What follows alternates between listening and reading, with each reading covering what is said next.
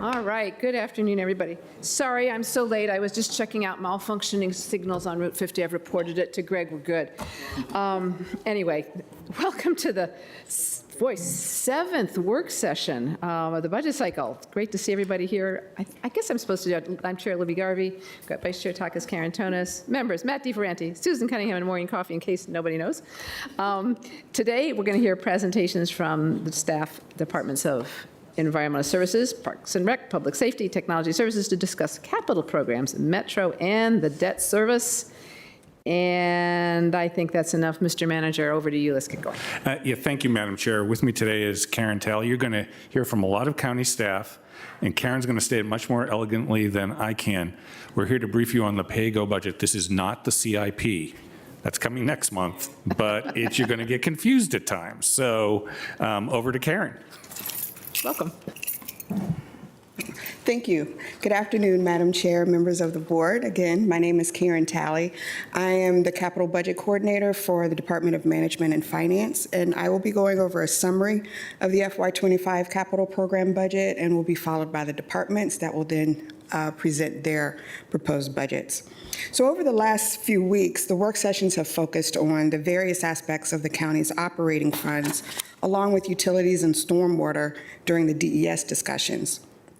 But today, we're going to focus on pay-as-you-go capital. The discussions today will cut across many areas of government, including facilities, parks, transportation, technology, and others. The projects we'll discuss are funded from a variety of sources and involve funding proposed for FY25, along with prior years received or allocated before FY25. The projects we'll discuss will often straddle fiscal years. Some occur in phases, while others start and finish within the same fiscal year.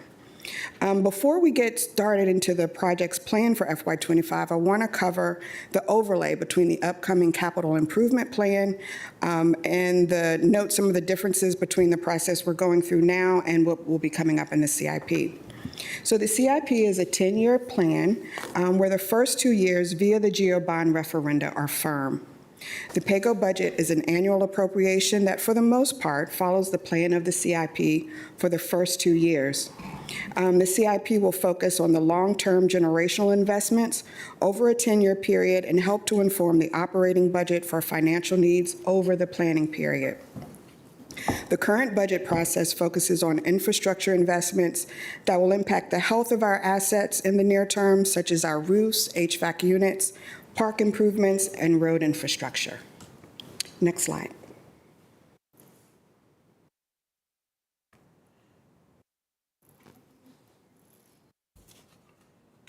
It's at the same stoplight I was at.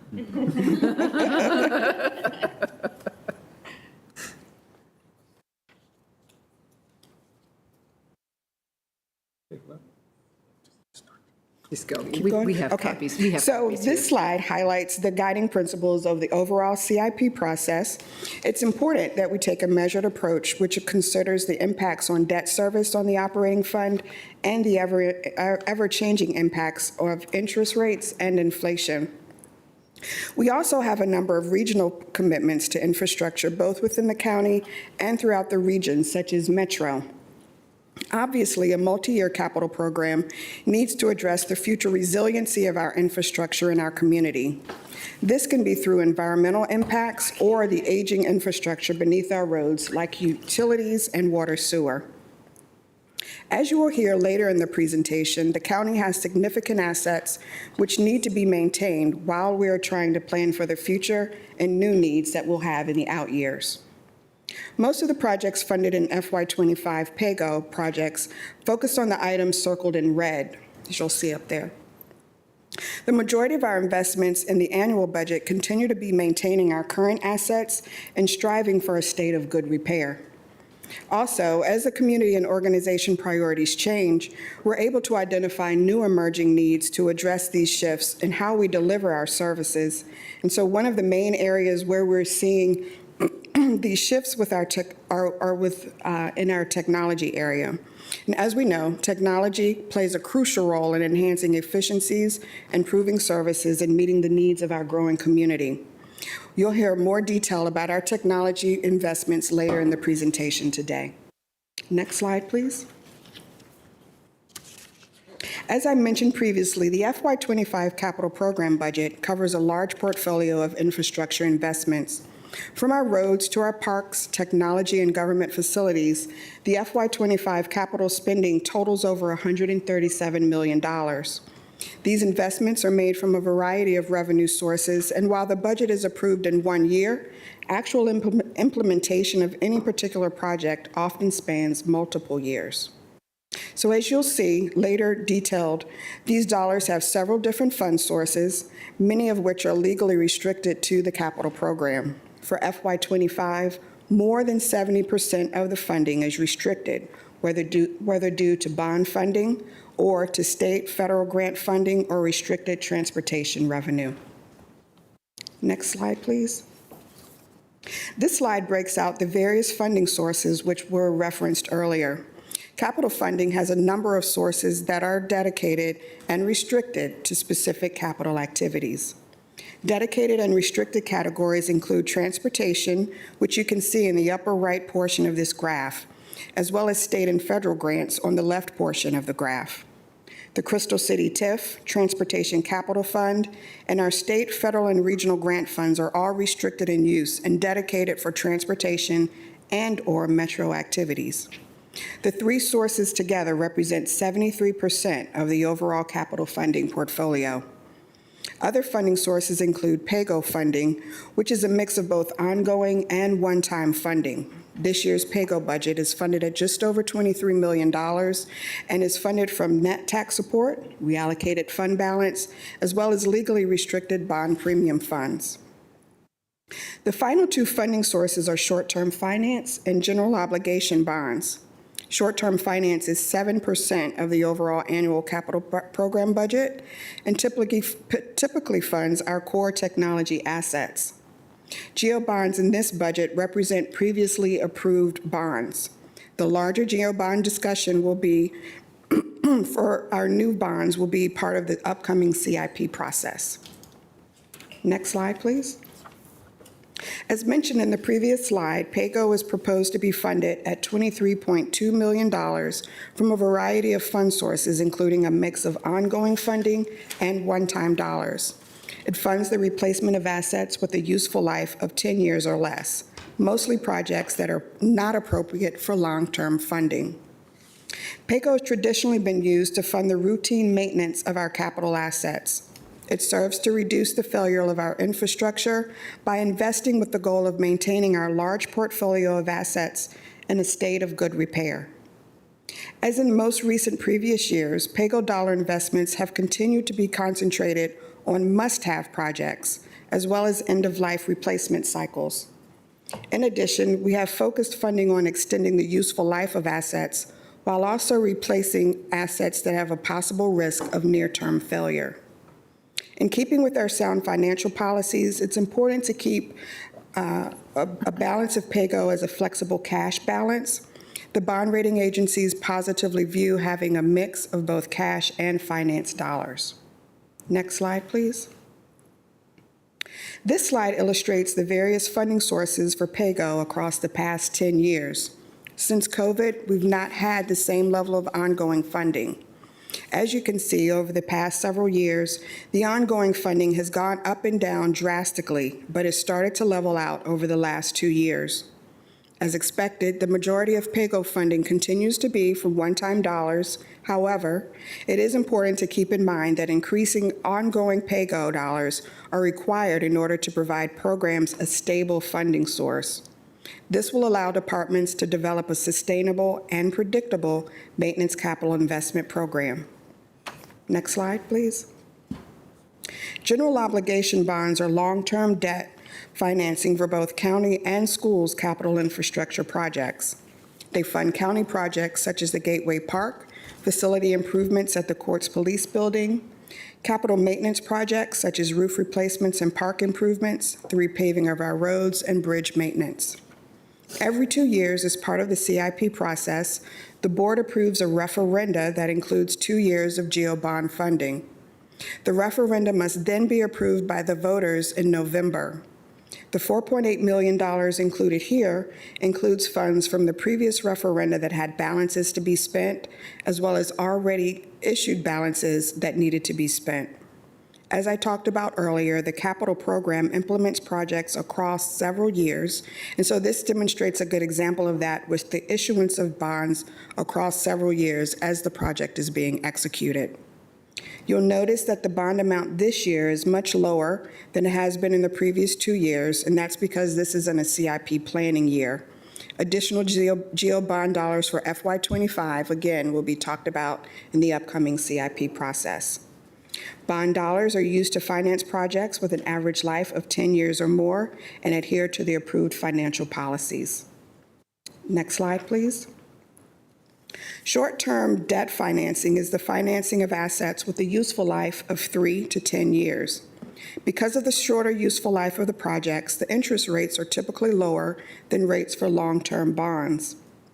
The finance tool allows us to spread payments over a term rather than paying everything all at once. And of course, this helps with the affordability of all of the equipment that is purchased from this source. As with GEO bonds, the debt service for short-term financing is funded from debt from the general fund and the operating budget. This source has historically been used to finance equipment for enterprise technology and public safety. Next slide, please. Project costs are continuing to increase. As stated earlier, supply chain issues are our main driver, along with increased demand for materials and labor shortages. The increased cost of bulk materials and large equipment are also major contributors to capital project prices increases, as well as an increase in execution time for projects. And finally, the lead time necessary to receive materials for any given project is another added factor in cost growth. With the increased project costs, one of the biggest impacts is how many projects can then be funded. We have to make really hard choices about what projects to fund and where to focus our investments. And finally, with making the hard funding choices, there's then the added layer to maintain a balance between improving existing assets and funding new projects. Both are important in striving towards a state of good repair and funding new projects to meet the changing needs of the organization and the community. Next slide. So before the departments come up, I have a couple of projects that I want to share with you. For DHS, we have a new project for $990,000. This project covers the replacement of the current system to manage these two functions: the Economic Independence Division Customer Service Center, the customer service case management functionality, and then also to replace the current homeless management information system. This system will be used for case management to track clients throughout all of the DHS divisions, and it'll allow the clients to flow through the DH services efficiently by only providing personal information at the entry point instead of multiple times. The HMIS portion is a housing and urban development mandated platform that tracks the homeless population. All nonprofits in Arlington County that serve the homeless population use the system to document their clients and the services the client receives. Additionally, HMIS supports the continuum of care, domestic violence, and homeless prevention and the rapid rehousing program. Anticipated completion of this is fall of 2025. And then, as you heard from the registrar on Tuesday, we're including $2 million for voting machines. This new system includes 110 precinct-based digital scanners with paper ballots, 60 ADA marking machines, high-speed scanner, and proprietary software and hardware needed to conduct an election. And so that completes my presentation. If you have any questions. Thank you. Yeah, let me see if colleagues, and we've got a lot more to go, but if anybody's got any questions at the moment, please turn on your light. Matt, go ahead. Thank you, Madam Chair. There's a couple of different voting machines that we could use, and some cost more. That decision is not one I think we're going to make until June or July, or is this, have we set on what we're going to do as far as machines? Because I think I've seen different estimates. Maybe a hard question to answer in this moment, so we could follow up, but. Do you know? No, I think whatever the final decision that's made, we will make sure that those dollars are covered in the budget. So if it's more or if it's less, we have a placeholder, let's call it a placeholder of $2 million in the budget at this point. Great. That answer your question? Perfect. Thanks. Takis. Thank you, Madam Chair. On DHS, so this is the system that we are replacing is the system commonly referenced to as YARDI, right? So this was a system, is a system that we are currently using to account for the services that we provide through the Economic Independence. Correct. And I believe we have online, Glenda's online. Glenda, Yes. Glenda Pittman, phone a friend. Hi, yeah, this is Glenda Pittman. No, this is not the Yardi system. This is our social solutions system that manages ETIA. What's up? Did you need to talk to Cliff? Oh, okay, he's on the phone. Somebody needs to Some mute interference themselves, I think. But not Glenda. Okay, so no, this is not the Yardi system. This is our social solutions vendor system known as ETO HMIS.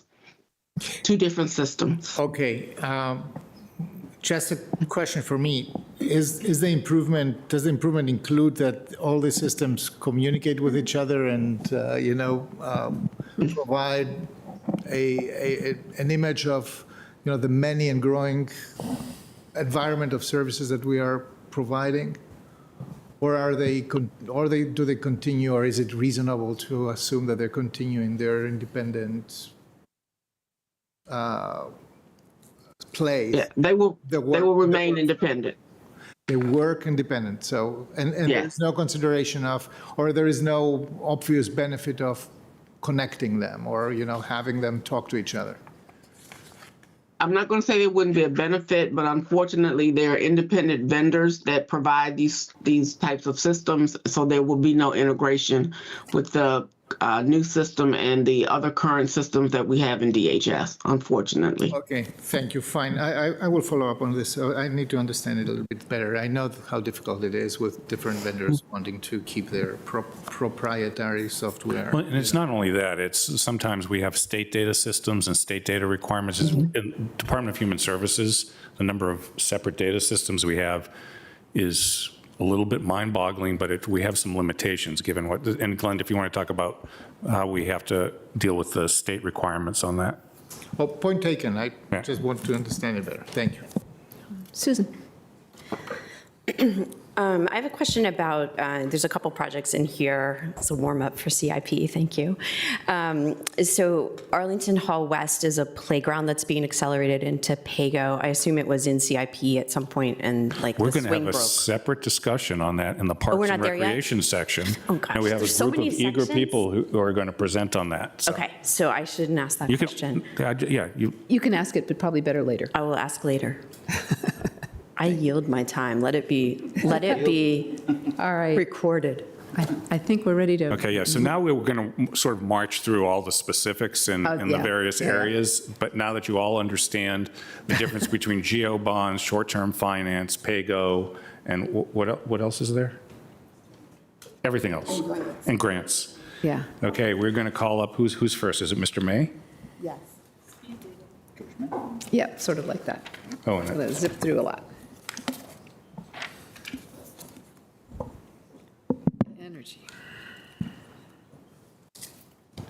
George May, Adil, I'm going to get your last name wrong, Adil Chauhan, and Adam Kalawe.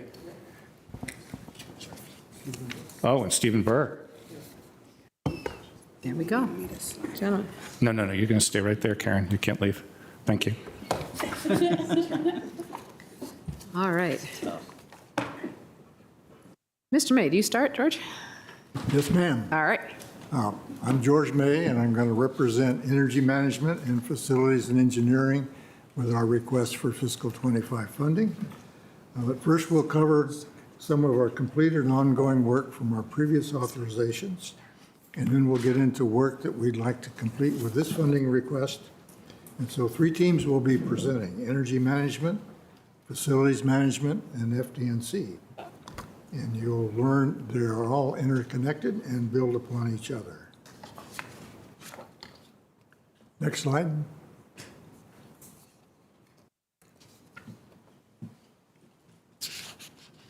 Anyone? They seem to be a little wonky with the, just go ahead, keep going, because we have it in front of us to keep, We have a new PAYGO investment we're adding for a clicker. or maybe just maintenance. Go ahead. All right. I handed out paper copies. Keep going. Okay. Our priorities in fiscal '25 are focused on the 2 areas that are listed on the slide in front of you. They deal with electrification and facility readiness. A portion of our request builds on progression across our three teams. Energy management uses the decarb tool to determine achievable greenhouse gas reductions as we evaluate equipment nearing the end of life and needing replacement, new construction, or renovation. The facility management and FD&C teams use these findings from the decarb tool and energy management to design for these goals, build on local grid capacity and our budget requirements. Slide number 3 shows how our projects are distributed across the county and illustrate our focus on equity.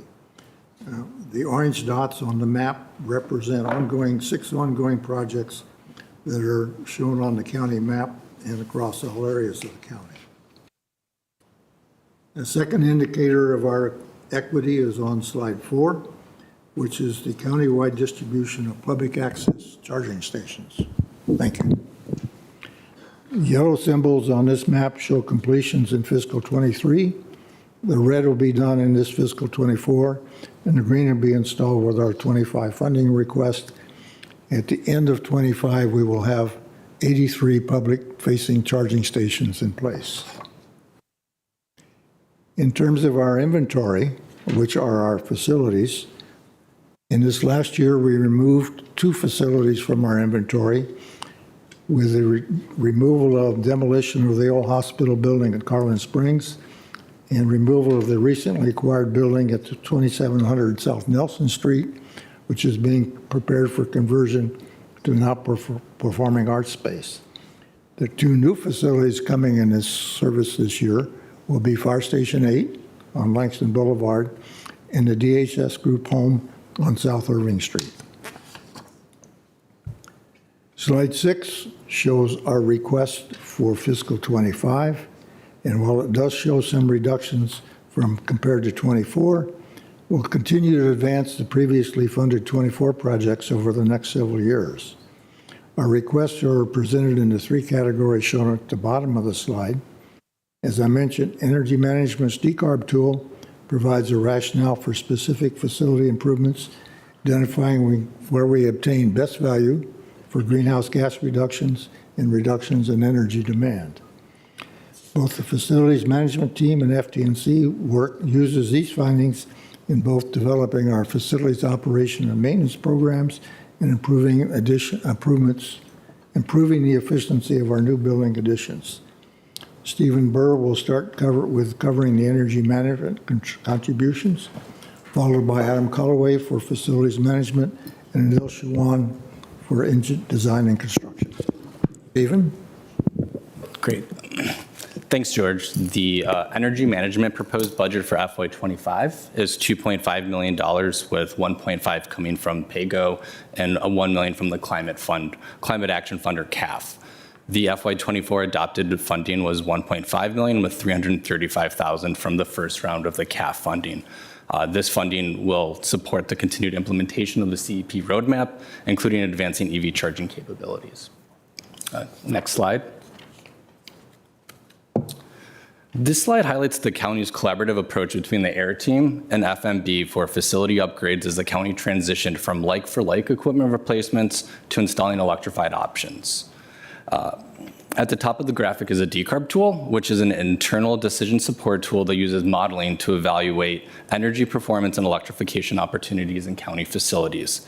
The tool provides key metrics such as annual energy impacts, GHG savings, and the estimated financial cost of GHG savings per dollar invested, and that's seen in the green boxes on the diagram. The planning level data from the decarb tool is combined with additional data from FMB that includes facility characteristics, maintenance history, and available electric capacity. This data-driven approach allows for decarbonization to be embedded in facility upgrades while focusing on the numerous feasibility considerations required for a project implementation. An example of this process in action is at the Madison Community Center, where an electrified HVAC and building envelope upgrades are modeled to increase the annual electricity usage by about 50%, while reducing the facility greenhouse gas emissions about 40% annually. And that's all at a modeled cost of about $6 per pound of CO2 avoided for those measures. The avoided CO2 is a valuable metric to understand how investments are impacting the GHG savings opportunities for projects. Next slide. Because regional context is important, here's a screenshot of the interactive comparative dashboard that takes the best available information that we could find and compares it to how we're doing relative to our neighbors. Specifically, these graphs display EV-related metrics for private EV ownership and municipally owned EV chargers for Arlington and neighboring jurisdictions. This data helps benchmark our installation progress and reinforces our public EV charging plans that includes the government leading by example, serving as a demonstration model for private sector build out of the charging network, ensuring equitable distribution of charging stations, and support of the public and private expansion of the charging network through the forthcoming siting analysis that's part of the Carbon Neutral Transportation Master Plan. And just for the board members' awareness, you all will be fully briefed on that in the next couple of weeks, so it's something to look forward to. Moving on to the next slide, on slide 10. This is to execute the installation of the publicly accessible EV charging station. This slide shows the current and planned incremental investments in public accessible EV chargers at county facilities through FY25. The locations are listed at the bottom, on the bottom axis, for a total of 83 publicly accessible EV charging ports planned by the summer of 2025. Similar to the previous slide, this graphic shows the county fleet EV charging stations to support the fleet transition. Fleet chargers have been installed to keep pace with EV acquisitions. Moving forward, fleet installations will be paired with publicly accessible deployments to help disperse the electric load across the different points on the grid, to create redundancy of charging locations for fleet vehicles, and to enhance the overall fleet charging network resiliency. The budget proposal will also include a second appropriation from the Climate Action Fund in addition to PAYGO funding. This round of CAF funding will advance the community's climate priority sectors in action. Greg covered these projects in his previous presentation, so I'll just focus on the PAYGO funding, which are the requests in the second column on the slide. The first funding request is for the county facility renewable energy installations to support solar deployment. This includes preparing facilities to be solar ready at the Equipment Bureau and Central Library to align with those facilities' near-term roof replacements. We're also implementing this solar at Lubber Run via PPA. The next two lines are items related to EV charging for electric vehicle chargers, internal accessibility, and public accessibility for the incremental investments to support the continued EV charging network expansion as previously described. And then lastly is the energy performance upgrades in county buildings, and that will focus on implementing the lighting retrofit from fluorescence to LED at the Courts Police Justice Center. This is a slide that lists the Climate Action Fund projects that were previously discussed. I won't go over all of these projects, but I will highlight one of my favorites. I'm really excited about the solar EV charging stations. I think it's a really interesting project and combines a lot of CEP goals, from renewables to EV charging to resiliency with the backup battery. So really excited about that one, and a new way to deploy EV infrastructure throughout the county. So with that, next up is Adam Kalawi to discuss the facilities management section of the presentation. Thank you, Stephen.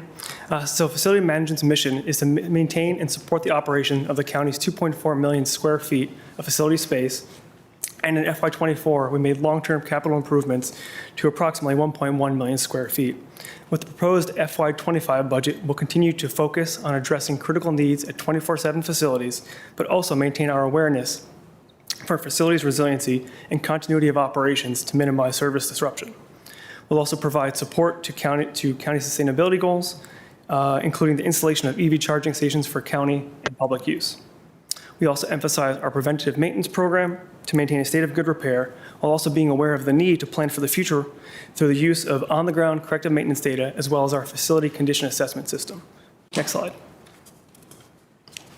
On this slide, you can see some portions of the facility condition assessment, which we use as a baseline for analyzing the condition of facility systems and infrastructure. It provides a high-level overview of the facility systems and assesses a condition index based on the current state and any remaining useful life. For example, the image on the right shows Argus House, a group home for at-risk boys, providing community support through, including housing and rehabilitation programs. The condition index is reflective of its 33 years of age with many identified requirements, but to complete them all would result in significant disruption to service. The condition assessment is just one piece of consideration we use in planning our projects, along with funding availability, resources, and impacts to operation. Next slide. Taking all that into account, we still push forward as evidenced by our active portfolio of 57 projects valued at $68 million from numerous funding sources over multiple years. Starting with some of our accomplished projects, we continue to support various programs, including DHS and the renovation of the apartments in Sullivan House, providing an updated space for homeless families requiring assistance, the Parks Department, and refreshing portions of the Lubber Run Amphitheater, resealing and making necessary repairs to the exterior of the Fire Department's training academy. We are also improving the county employee work environment with renovations within the Trade Center at the Solid Waste and Transportation Engineering and Operations Building, as well as the employee pantries within this building, the Bosman Government Center. Next slide. We also have many projects underway, with some pending completion this month, including major repairs to the garage at Court Square West. We are addressing roof leaks and maintaining the historical preservation of the cupola at the Fairlington Community Center. We are supporting the Water Sewer Streets operations team by refreshing their lockers and restrooms, and supporting publicly accessible EV charging with the installation of chargers at Central Library. We are also continuing to advance our decarbonization efforts through the pilot boiler electrification at the 3700 South 4 Mile Run, the Cultural Affairs Facility. This effort began a little over a year ago with the completion of a feasibility study, and we are now preparing to bid this project for construction. Next slide. Focusing on FY25, our total request is for $3 million. I'm only going to highlight some of the projects up there, one of which is about $600,000 to replace the windows at Argus House, as identified in the condition assessment as one of the identified requirements, about 13% of those requirements. The existing windows are single pane and original to the building. The window replacement will increase the energy efficiency, help extend the useful life of the HVAC system, and are part of the envelope upgrades that contribute to the greater greenhouse gas reduction efforts, as Stephen mentioned. They will also help enhance the customer experience by reducing outside ambient noise. Other project I'd like to highlight is the $1.5 million to replace the switchgear at Court Square West, which is the initial component that receives power from the utility, is a safeguard in the event of a power issue, as well as the centralized locations of all the main breakers and fuses, so critical component within any building. So I just wanted to interject here. I told Adam I didn't want him to show this picture on the bottom right because we have historic preservation advocates in our community that might want to keep the original switchgear from the building in the 1960s, but that's what it is. Absolutely, yes. It's definitely a relic, and it's one that it certainly can. We'll find a prominent place to display it once we remove it. But so I mentioned it's a 58-year-old switchgear. It has exceeded its useful life. It's no longer code compliant, nor is it compatible with many of the planned projects we're trying to achieve. They definitely cannot. It is off the grid. Yes, 100% is off our network. And it's just one, obviously, it's critical that if it were to fail, unfortunately, we'd have to close the building. And Court Square West houses the alternate site for the ECC. So again, nothing we want to have. Yeah, exactly. So that being said, I'll now turn it over to Adil to review the facility design and construction program. All right. Thank you, Adam. While facilities management's work primarily consists of maintenance and operation of existing facilities, facilities design and construction work focuses on renovation of existing facilities and construction of new facilities to meet the various needs of the county's programs. With a combination of GO bond and bond premium funding this year, our work will focus on serving the diverse and evolving needs of the county's programs and keeping our buildings in a state of good repair. Our projects deliver high-quality facilities that are safe, accessible, and inspire the public and the staff that use them. The projects included in our fiscal year 25 funding request demonstrate our commitment to equity by ensuring equitable distribution of resources across the county. A portion of the funding from fiscal year 24 will be used to complete projects that will spill over into fiscal year 25. These projects are shown in a slide further down in the presentation, but first I'll talk about some of the projects that we completed this fiscal year. Next slide. This past summer, we completed the landscaping and fencing improvements at the North Quincy site and the construction of the group home at 1212 South Irving. We completed the demolition of the old Virginia Hospital Center building in the fall and are close to completing the demolition of the 2700 South Nelson Street project, which is the first phase of the art park that will be constructed here and is shown on the next slide. In the coming months and before the end of the fiscal year, we will be completing the Arlington Child Care Center, which is expected to open up for operations in the late fall. We are also expecting to complete the AED interiors renovation project and a majority of the work on the Fire Station 8 before the end of this fiscal year. Fire Station 8 will be ready for occupancy this summer, followed by a second phase, which will be completed late in the winter of this year. Next slide, please. This leads us to projects that are currently underway and will spill over into fiscal year 25. We will begin the demolition of the old SunTrust building at 3108 Columbia Pike shortly and complete it in the late summer or early fall of this year. Similarly, we will begin the second phase of the 2700 South Nelson Street project and complete the art park this fall. We've had some challenges on the Pentagon City second elevator project and are expecting to reach substantial completion this fall. Also, in the late fall of this year, the art operations and maintenance facility will reach substantial completion, and we will begin a phase transition to this site. The installation of the charging equipment for that project will follow later in 2025.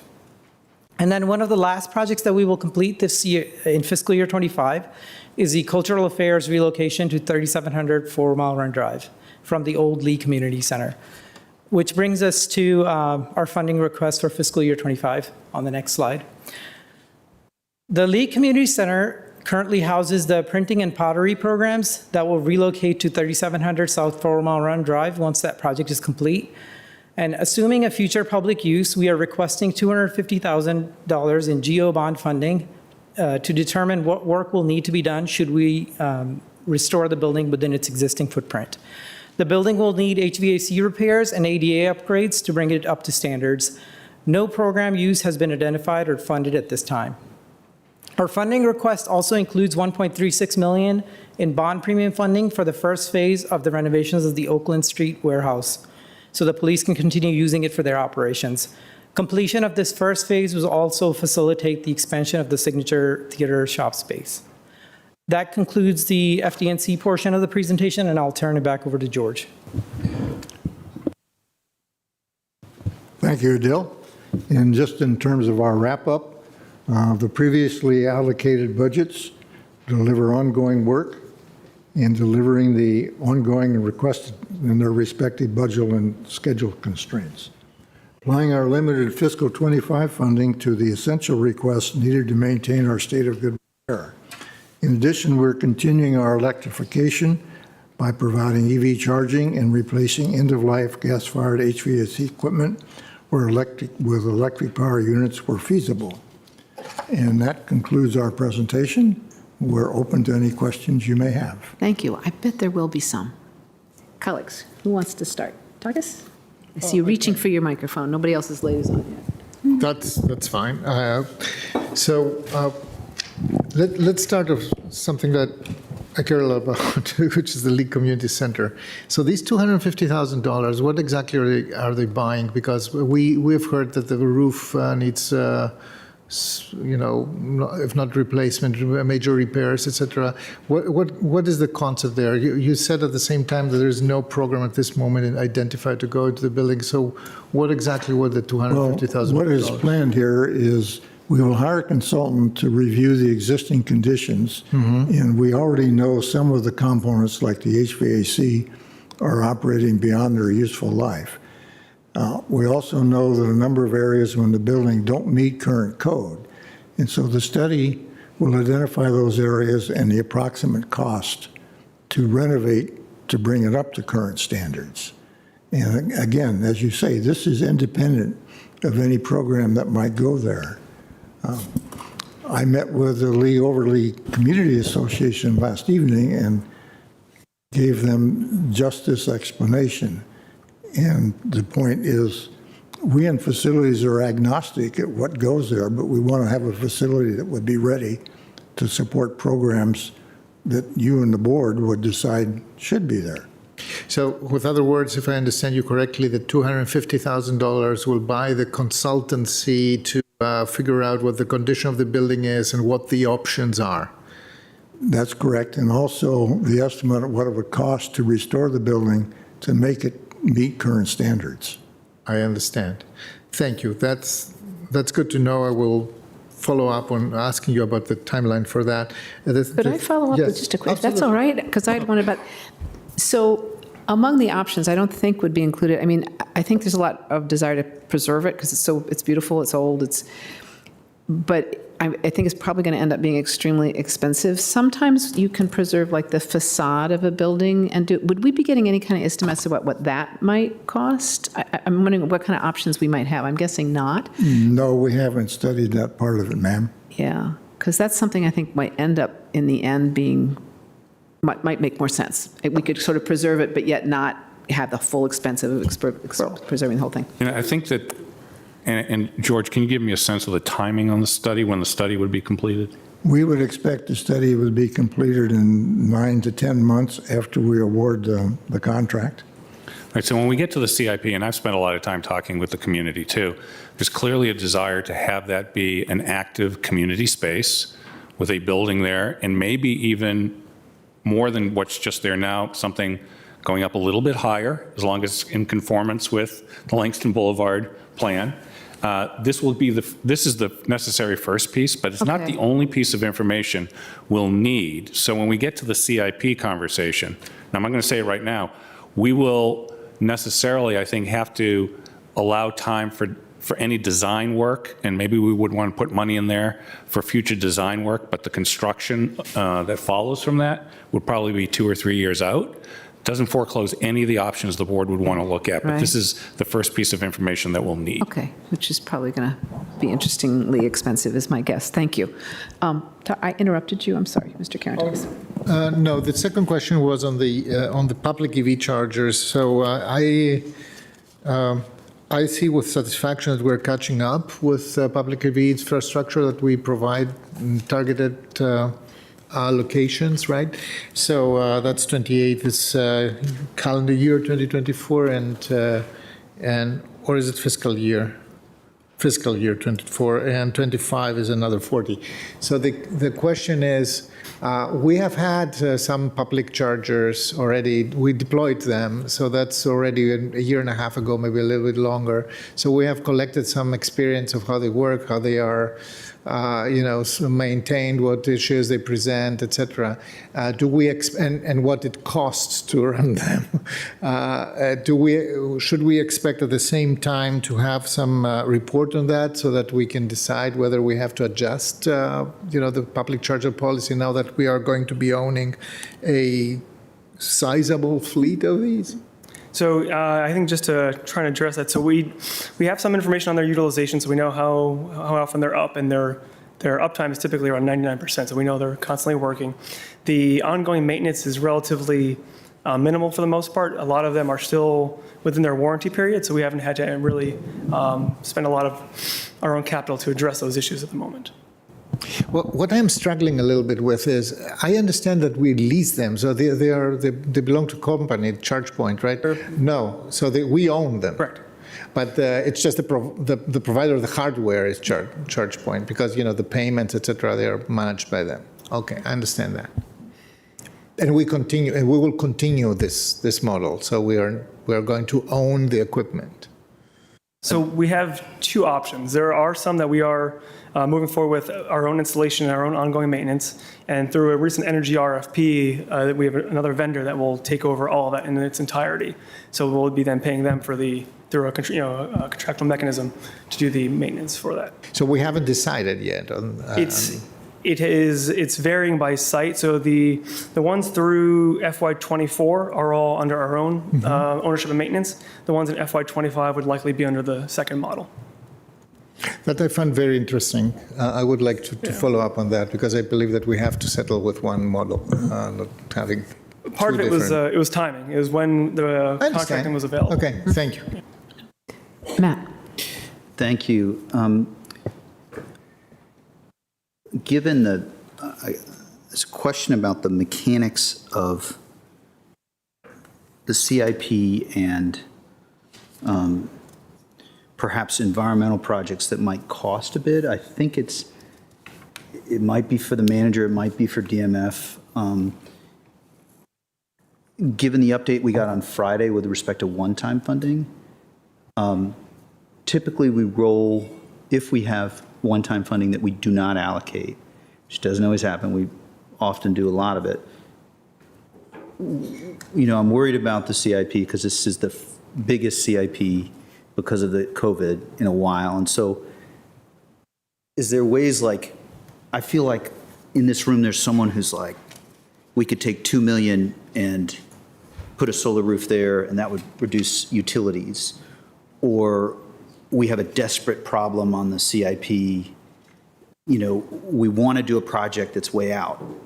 Do you have any thoughts about how we think about that? Or, you know, is that something that within the next, 15 days, there might bubble up an idea? Or, I don't want to, we want to be planful. I understand what you're asking. And so I think that with the mid-year review where there's additional $26 million on the table, one of the things that I would suggest to you and would be that you take some of that money and set it aside in a pay-go bucket and not necessarily decide what you want to spend it on right now, but defer that conversation to the CIP as you learn more about the overall facility needs and how everything's going to interact. And that is, as I think Karen laid out, when you adopt the CIP in July, you could then tag that money very specifically based on the additional knowledge you'll gain. We'll be talking a lot about like what's next on your list for a project that might be exciting, or what's next on your list for, we have a number of county facilities that we didn't have the money that really, Adam put up that picture of the technology from the 1960s, but we have a number of facilities that really need some finishes and some improvements. I think you've heard from our public safety staff and from the sheriff. So my suggestion on that, I'm not going to be able to sit here and tell you right now in the next 15 days that these 3 are better than that 10, but we definitely can do that. We have enough time to consider that as part of the CIP. Okay, thanks. Yeah, Susan. My question is along the same lines, which is how do we, at the macro level here, decide the trade-offs between these projects, right? So, and in particular, maybe as an example, more EV chargers versus single pane windows at Argus House. Like, how does that happen within a year and across a 10-year period so that we have a plan? So I'll attempt to answer that question. We start with what are the projects that are used to maintain our current assets. We're striving for a state of good repair, and so those are our top priority projects that are at the end of their useful life. So with our technology projects, are they at the end of their life cycle?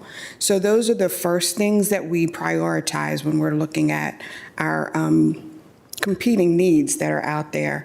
When it comes to new projects, we're considering how does it impact our current infrastructure? How does it meet the needs of the county board or the changing needs of the community? So we take those things into consideration as well. In addition, there are efficiencies that we're finding. We're working differently. We're still working differently. And so are there different efficiencies that we're looking at? So we consider those parts as well. And then there are master plans that are out there that we need to consider. So are there projects that are impacted by our master plans that make sense to have funded in our 10-year plan? So we're starting with the maintaining our current assets and life cycle, end of life for our equipment, and then moving into what are the changing needs of our community, what are the requirements we're hearing from the board, and then moving into the changing needs of our community and things like that. So that's how we start looking at things. It's a tiered approach. It's very iterative. As we hear information from the community as well, things may shift as we're going through the process. So it's not linear by any means. It is up and down and iterative, and we work through. If I could add one thing, because I know exactly what you're talking about, and I've I've been maybe doing this for too long, but, when I first came here, I said, this should be pretty easy. We should just have a list of all our assets from 1 to 5,000 and the state of what their condition is, what the replacement cycle is, and what we're going to do. And we just put them all in a big sheet and we do that. And essentially, we sort of do that by subsheets, but what happens is we have a derecho, or we have something that comes in and sort of upsets that conversation, or we have the community come to us and say, we really want this instead of that. So I think Karen is getting at, she has hundreds of spreadsheets, literally, with rankings on them, and we'd be happy to sit down with you, not go through all the spreadsheets, but what you see is a distillation of that. I don't want you to think we're being cavalier about what we're doing, but the main thing is life, safety, health. We have to take care of that first, and I think that we do that.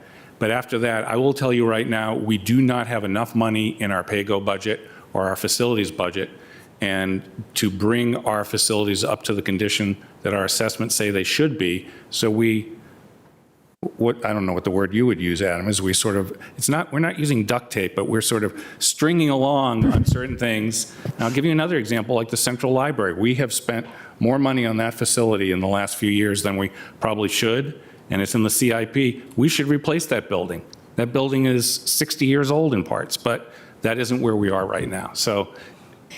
And I appreciate that and appreciate all the balancing that goes on. I do want to elevate that for the community to understand how we're making these decisions is really helpful. And obviously you make a plan and then it changes because there's always a derecho, something to that effect. But I hear the question in particular on the greenhouse gas and community energy plan of how does all this fit into those goals? And are we making the highest return on investment decisions? So life safety obviously should come first, but then greenhouse gas. I'm surprised the single pane windows surprises me. We did a prep session on this, and I think I was playing you, and I said, all right, Stephen, why did you pick those projects and not the other ones? So go ahead and answer that. And I think particularly through the greenhouse gas lens that's one thing that we really tried to do with the decarb tool is look at what facilities are coming towards the end of their life, where are the opportunities, and then what are the dollar per greenhouse gas avoided or abated. And so we really tried to do that, or what bundled measures need to help an electrified option and get the bang for the buck for that. And so I think that the decarb tool was the first step in that direction, and now projects are getting implemented for that. So I think that really helped sort of dial in and add that additional lens of greenhouse gas impact and all the other impacts on the projects that are, if we're increasing that electricity and sort of, those costs and feasibility considerations. So that was really one main leading tool for that process. Great. And then one last question under the same venue is, again, on greenhouse gas and emissions reduction, carbon savings, reducing the space you use is sort of the cheapest and best savings. Have we worked through that question of, given hybrid working, given the evolving needs of the county, where can we shed space or shed some of the $500,000 square feet of leased space? Well, done? Yes, we do look at them and what facilities are in most use. And we have data from Adam's entry data to various buildings and help us judge which ones are in greatest demand. I think Diane Kresh at different times has expressed some libraries are more heavily used than others, and the same is true for the community centers. And so we can look at that. And then we would talk to our counterparts in parks or libraries and which are the most important programs do you have? Right now, we're trying to take a more even-handed approach. For instance, we have a request for refurbishments at Madison because it is a much older facility, and the other older parks facilities were refurbished, renovated over the last 5 or 10 years. So this one is the next one on the list, and so it's a measure of our team giving you recommendations and a board deciding which programs are most critical to maintain. So there's no clear answer. Let me add one other thing, and I know maybe Greg is channeling this. We, right before COVID, we had signed a lease in this building. We got a huge tenant improvement allowance, and we went through this building, and we did a lot of work to improve it, and it's beautiful for pre-COVID work. So I'll give you an example, because Maria can speak about this. In management and finance, we and we improved that entire floor with all the workstations. Now, whenever staff come in, if they want to go on Teams calls, they all have to put on their headphones because they're all like, there's no space blocking them. So we've spent all this time and money investing, and have we figured out how to deal with the new workspace effectively? The answer is absolutely not. But we're in the process of doing an inventory to figure out what we need to do. We spent all that money in a way that if we could get it back, we might do it differently. But Greg and team are going through an inventory floor by floor in this building and all our facilities, because my mandate to them is to shed space, and the eventual goal is for us to move out of Court Square West and take all the functions there and consolidate them. We will, 5 years from now, have fewer buildings and fewer facilities, but do we have the plan on that right now? Not yet. And you have the resources you need to make that plan. I will let Greg answer that, and I think I know what he's going to say. I think we've taken a significant step forward with Ryan Whitney. Ryan, raise your hand there. He's working hard and heavy on a lot of our planning efforts. Where we need to pull in consultants, we will do that. And I think you were kind of suggesting this also. There's a cultural shift that has to go on with that as well, right? There's that dynamic of my assigned cube and then shifting to my shared cube, which is smaller. So there's a lot in that. And Mark mentioned the systems furniture replacements that occurred on the 5th floor of DMF area. There's a lot we weren't able to do in this building, even with the significant TI money that came in. There's a lot of, just this morning we were going over for the CIP, how much we need if we were to fix our old systems furniture and replace it. You're being very polite, but Ryan, who's sitting back there, we're not going to bring him up here. He's a one-man show at this point. We have had challenges in retaining staff because we pay very well, but we don't pay as much as private industry that's dealing with that. So that has been a challenge for us. And so Ryan has been, I say this just so everybody's listening, spending a lot of quality time with the Commonwealth's attorney and our judges, trying to figure out how to do some work over at Court's police building. And then he's asked to do a whole lot of other things. And then Greg has come to me, and I've told Greg he can hire the additional staff he needs, but do we have the resources we need right now? We do not. But that's not because of a lack of money or desire on our part. Okay, Ryan, see, now you're a very important person. Everyone will be nice to you. Okay, thank you. So while you're doing all that search, I hope you're including the county board offices. We had a discussion a while ago, and some of the colleagues on the board at the point didn't want to make some changes, but I think this current board is interested in doing that, so I'm going to just plant that flag now. Ryan, did you hear that? Yeah, that's okay. Good, thank you. All right, thank you. I do have, so Mr. Burr's favorite slide is mine too, that project with the solar EV, with the EV chargers. Did the manager tell you that I was going to ask you questions? I was going to love that one, maybe. I didn't yet, no. Okay, I was told, is it true that not only are they solar or whatever, but they're portable, so you could put them someplace else? Is that true? There is one of the vendors does have the ability to have a trailer that you can transport as needed around, and so that's an option we're looking at if there is that ability and desire to move it around as needed if it was for an emergency or something like that. Yeah, it seems to me to be resilient. Having an ability to move those charges around might be a really good thing.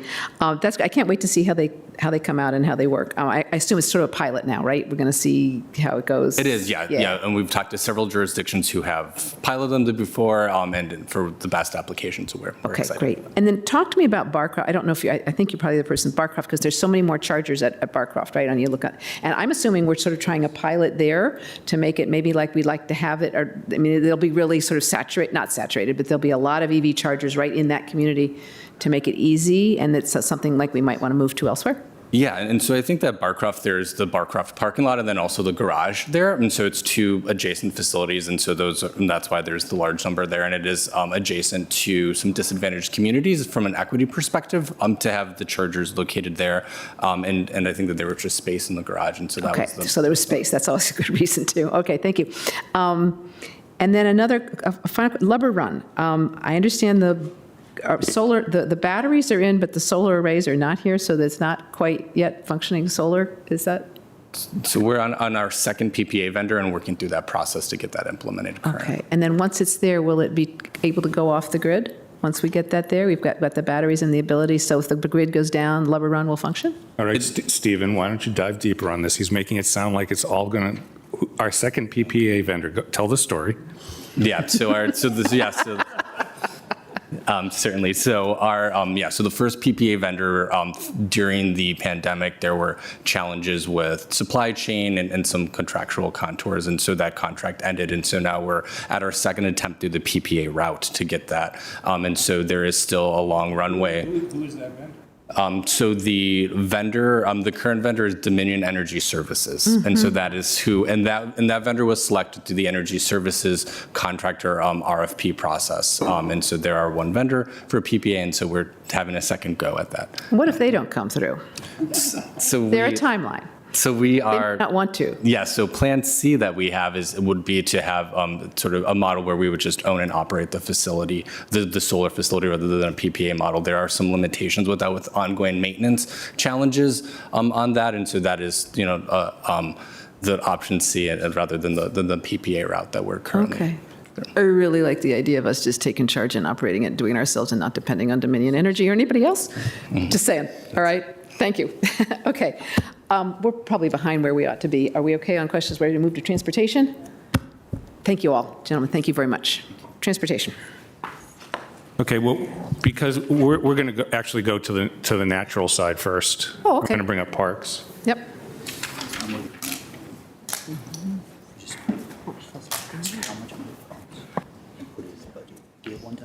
Yeah. Because Let's do it. Let's put that on the list. Mark, we just came up with something. Don't feel lonely. I'm going to say, you can tell I'm having fun with this one. So Eric is going to come and walk you through a lot of slides. I want you to, hi.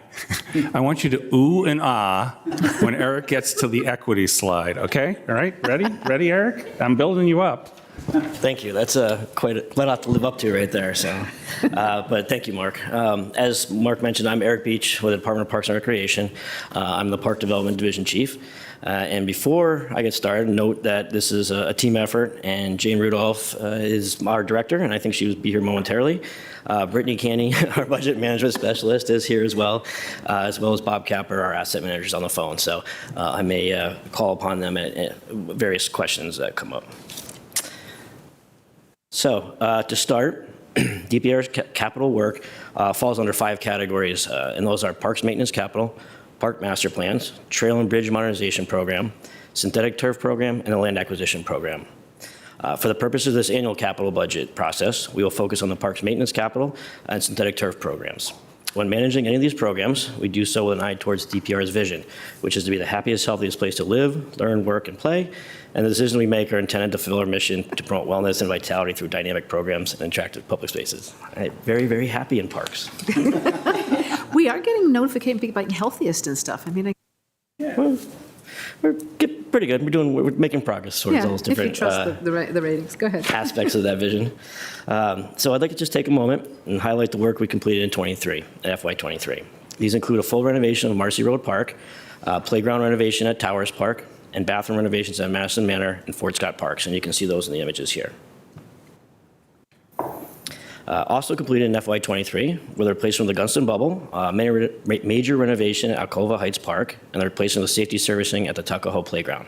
It's not called the bubble anymore, what's it called? It is called the shed now. The Gunston shed. It is Gunston Shed now, yes. It's not a bubble.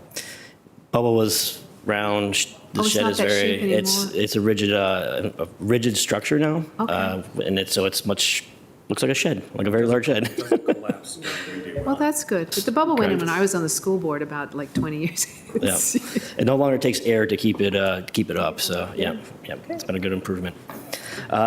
Also, through our synthetic field program, we were able to replace the turf at Washington Liberty High School, Wakefield High School, Rocky Run, and Barcroft Parks. Okay.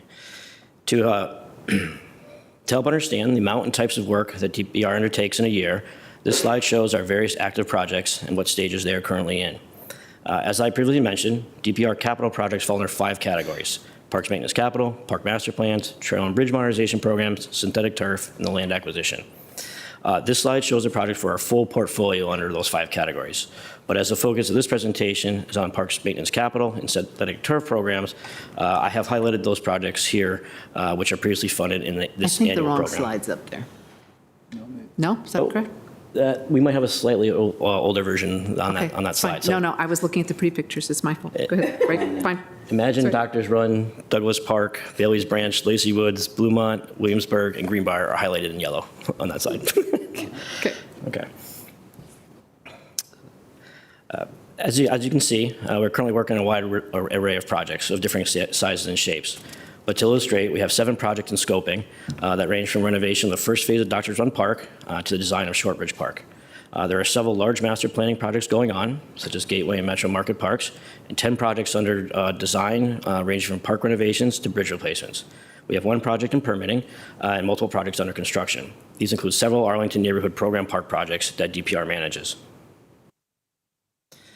I'd like to take a step back, and I think Jane Rudolph talked a bit about this on Tuesday, but what are parks and assets DPR manages and how we do that. We have 147 parks, 26 acres of natural resource conservation areas, and thousands of assets in those parks, such as 97 full-size athletic fields, 82 playgrounds, 162 courts, 48 picnic shelters, 70 bridges, and thousands of tables, benches, and grills, and other items. DPR's framework to managing all those assets I outlined on the previous slide fall into 4 main buckets. In 2023, a study of all our assets by an outside consultant was completed that looked at the condition and remaining useful life of each item in our park. For synthetic fields, we looked at the GMAX rating, which is a test that determines the impact safety level of the field itself, and try to adhere to an 8-year replacement schedule. For trails, we completed a pavement condition index in 2022 that measured the health of a large portion of our paved trails and are currently studying our natural trails. Similarly, we contracted with an engineering firm that examined the condition of all our bridges and low water fords in 2023. So, after Mark set us up, this is the slide. After the build-up. Picture, though. Yeah. The audio version. I'm going to take a moment and expand on our asset management. It's the next one. As I mentioned, DPR conducted an asset management study that evaluated every item in our park system. The evaluation of each item in a particular park were looked at cumulatively to create what we call a park condition assessment. Each park was set a condition assessment on a scale of 0 to 100, with 100 being a new park and lower scores indicating a need for renovation of a park or replacement of an item. As the study took several years to complete, DPR was able to use this simple condition score as it was being developed as the basis of our decision-making on setting our funding requests for park replacements. However, we wanted to bring in additional considerations other than just the remaining useful life of a park item.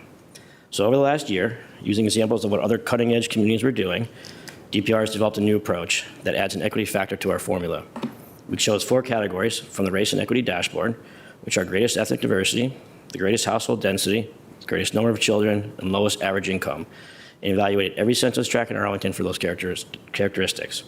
A formula was created that brought those 4 characteristics together and then equalized it to the same scale as a park condition assessment of 0 to 100. Neighborhoods showing a lower equity factor are those that may not have received as much investment for historic, geographic, or process reasons. These neighborhoods provide the greatest opportunity for investment and closing potential equity gaps. So the condition assessment and equity factor were then added together to create our new assessment.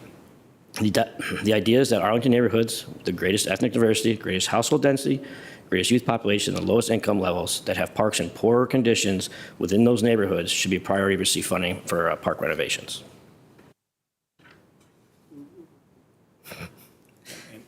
I haven't gone, ooh, but it's cool. Eric's just going to read all these. It's very cool. No, I'm it's not. going to issue an eye exam as well. So the result of all this work, described in the previous slide, is that DPR is now able to create a park condition and equity assessment for every park in Arlington. This can also be done for individual assets such as playgrounds. While the slide is, admittedly hard to read, and I'll move pretty quickly, its purpose is to show how we combine the park condition rating and equity factor to create a total park condition equity assessment for all 147 parks in the county to become the basis for our decision making. Very cool. Next slide, please. Thank you. As the previous slide was used to show the depth of the information, here I'll talk a little bit more about the details. The parks in this slide are a zoom in of the previous slide to show the parks in the lower right of the table that have lower total park condition equity assessments.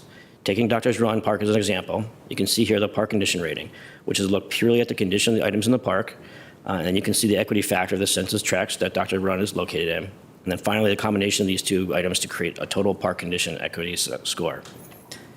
This table can show you how DPR will be able to use this assessment as a framework for our future recommendations for funding replacements of our parks. I'd like to note two important things on this slide, though. The first is that while we believe this new assessment provides a great basis for our decision-making, it's not the only tool we use in recommending projects for funding. Other issues will be factored in, like emergency replacement or situations that arise, such as the inability to purchase equipment from a manufacturer that has gone out of business, which precludes our ability to use ongoing maintenance to correct an issue at a certain facility. The second thing to mention is that over the years, we've looked solely at the condition of our assets and then used geographic information and experience to prioritize park funding. When we did this new analysis, we back-checked our funding history to see how it would hold up or stand up in the new approach. What we found, and represented here by the blue checks, is that many of the parks identified in the new assessment in this tier have either been or are in the process of being addressed through operational maintenance or in one of the stages of planning, design, and construction provided by DPR's overall capital program. Getting back to our 25 request, DPR's annual budget is typically divided between four categories: PAYGO, short-term finance, general obligation bonds, and partnership funding. Our proposed FY25 request is for just over $3.3 million. This year, due to larger budget needs and constraints, that $3.3 million is divided amongst three categories rather than four. However, this does not impact our ability to address our park needs. It's more of a shuffling of the county between what funds are being used and how they're being used. Next slide, please. Okay, so DPR's $3.3 million request is divided up between multiple projects. The first funds our capital asset manager for $175,000. This position manages all the studies I outlined earlier and was instrumental in crafting a new park condition and equity assessment. The Parks Field Fund is the annual line item that accounts for all the annual fees that are collected from our affiliated user groups and is estimated to take in $290,000 in fees for fiscal year 25. The Public Spaces Master Plan, or PSMP refresh, is a request for $300,000 to conduct the 5-year update to that document, which was adopted by the County Board in 2019. This is for consultant support, conduct a new needs assessment, including a community-wide statistically valid survey, and update our level of services in that document. This level of services currently addresses many uses in our parks, but will add new levels of service for things such as pickleball, which the 2019 document did not address. And that was my opportunity to add pickleball to a presentation. So, next slide, please. This one new park renovation included in FY25 is for Arlington Hall West, and it's for just over $600,000 for design costs, with construction funding requests expected in subsequent fiscal years. This funding will allow for the start of design work to replace the playground, site furnishings, stormwater management, site circulation, and landscaping. This is an example where the current playground equipment is no longer being manufactured, so as things break, they must be removed and can no longer be replaced and extend the playground's useful life. And I know there were some questions on this one, so.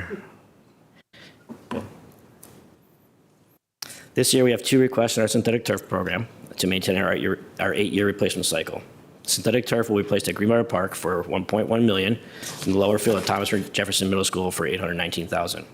These replacements are subject to our cost share with APS, with Greenbrier being a 50-50 split and TJ being a 70% county and 30% APS share. Next slide, please. I'd like to end on sharing DPR's key budget considerations when putting together our funding requests. The 3 areas we focus on: the first is that we work to ensure that we maintain a level of funding that allows us to achieve good state of repair for our capital assets. Second, we strive to meet our commitments to projects that have been identified in previous planning work, have already begun, or in some stage of development already. And lastly, we prioritize projects that have ongoing partnerships with other agencies such as APS or Arlington Neighborhoods Program. And so thank you, and this concludes my presentation. Thank you. Colleagues, questions? If If there aren't too many, it's fine, because we're probably getting behind. I have one, but that's okay. Susan, you got one? She's got one. I did. It was just on the Arlington Hall West. Was that one in the CIP for a few years out, and just because things got broken, we had to pull it forward? It was not actually in the CIP. So this is typically the PayGo program puts one to three playgrounds or this size renovation, $1 to $3 million forward. And the CIP is reserved for the master plan, which are larger park renovations, usually generally more expensive. General rules not always follows that exactly. So Arlington Hall West is one of the ones based on our asset work that it needs to be renovated and is first time in this Okay, great. And are our playground renovation costs tracking with our neighboring jurisdictions? Do we measure that? I know we have the best playgrounds, but do we do so with limited resources? It really depends, because a lot of our neighboring jurisdictions have such a range of playgrounds that they use. Some, they have larger ones, they have very small ones you might see in the larger park in Fairfax, which is just a simple piece of equipment. What I feel is our prices are tracking similarly to what other jurisdictions are seeing as far as construction costs and some of the things that were mentioned earlier with material delays and things like that. But generally, I think we're on track for what others are seeing. Great. And last question is on the synthetic turf replacements. Are we on an 8-year cycle, is that what we said, or a 10-year cycle? Generally, they are in an 8-year cycle, and that's because what we see is the amount of play we get, that is about as long as they can withstand with the GMAX test until it starts to veer towards the lower end of the spectrum where we don't want to see it. Tell everybody what a GMAX test is. The exact acronym, I'm not sure. It's gravity something, maximum acceleration. But essentially, it is a test that simulates something the weight is similar to a child's head and how high it would bounce if it hit the surface. And so We don't actually use children. We don't actually use children. Okay. There is an apparatus that does this with a weighted instrument. Got it. Okay, so we're getting every minute that we need to without causing additional harm to the kids. And that's it. Okay, thank you. Tagas? Just a short one, because this was in the last 2-3 years, this has been popping up all the time, and this is kind of a request to retrofit playgrounds, etc., with shading appliances. This is, I understand that this, conflicts sometimes with the with a regular cycle of upgrading or improving them. Is that at any rate in your horizon, on your radar? So I think if I'm understanding correctly, shade is always a very big question or desire when we go to do our renovations and work with the community, and we do try to implement them as much as we can. And sometimes that's through adding trees, which take a little bit to get canopy. They take a few years to get there. That's some ways preferred because all the other benefits that come with trees. But where we can, we are looking to add things through the shade structures and shales. For example, New Jenny Dean Park opened up and it had a shade over it. Some of the smaller projects, it sort of ends up on the budgeting because they are very expensive to add to the parks. And so it's sort of a balance sometimes of what the budget allows and what are the priorities for that particular community. But a lot of times this is one of the major questions we always get that we are trying to address. Thank you. I feel very strongly about that because, UV exposure is increasingly, damaging, and it implies health risks, especially for kids. So I would like to see more of a focus on that. Personally, I think PayGo is where I would locate that. Thank you. Okay. Mr. Carantonis, who knows a lot, tells me that 11% of our space is parkland. Is that true? Seems like a number I should know.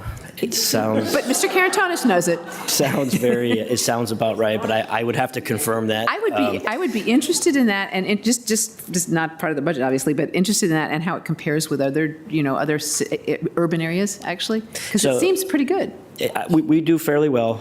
I will say that part of the reason I don't know the exact number is because for example, we did the public spaces master plan, that number is calculated various ways. Mm-hmm. Does Park Service or Nova Parks count in, for example, Arlington's number of acres of parkland to create that percentage. So there's a couple different numbers that we could look at, but I'll look at all. overall, You can count other people, other places too. I'm just curious, the amount of green. for urban areas, we do very well. I mean, we have 147 parks. We've got almost 900 acres of green space. Yeah, and which so you said, which is pretty we're darn good. fortunate. Okay, thank you. Question on the equity assessment, which is pretty darn cool. Do other areas do that? Did we borrow that? Did we make it up? How do we do compared, again, I'm being a little competitive here, I guess, in my questions. So I feel that we are not necessarily the tip of the forerunners with this. This first came about, we saw this in several conferences, actually. Pittsburgh and particularly Minneapolis are for a few years ahead of us, but they're using a very similar type system. We actually have a relationship with Minneapolis, and we've spent lots of time talking to staff out there. And so we were able to base the structure or sort of our approach on what they had done and some of the experiences they learned. Of course, then it was tailored to, to try to select the correct factors from our race and equity dashboard and kind of tailor that to Arlington with our need to make sure we're maintaining a level of good repair with the amount of stuff we have. So I feel we're pretty forward thinking with this, but I wouldn't claim to be the first. Yeah, to be the first, but I think it's great. I guess I didn't go ooh, but it was, it's really neat. And the whole structural racism thing, you drive through an area, you get a feel for whether it's an area that's got poverty or not, and it's often because of the trees and things like the playgrounds. Wouldn't it be cool if people drove around Arlington, they'd have no idea what the equity, how much money people had by how it looked? Be great. All right, thank you. I think we're ready to move on next. I think we're on to technology services.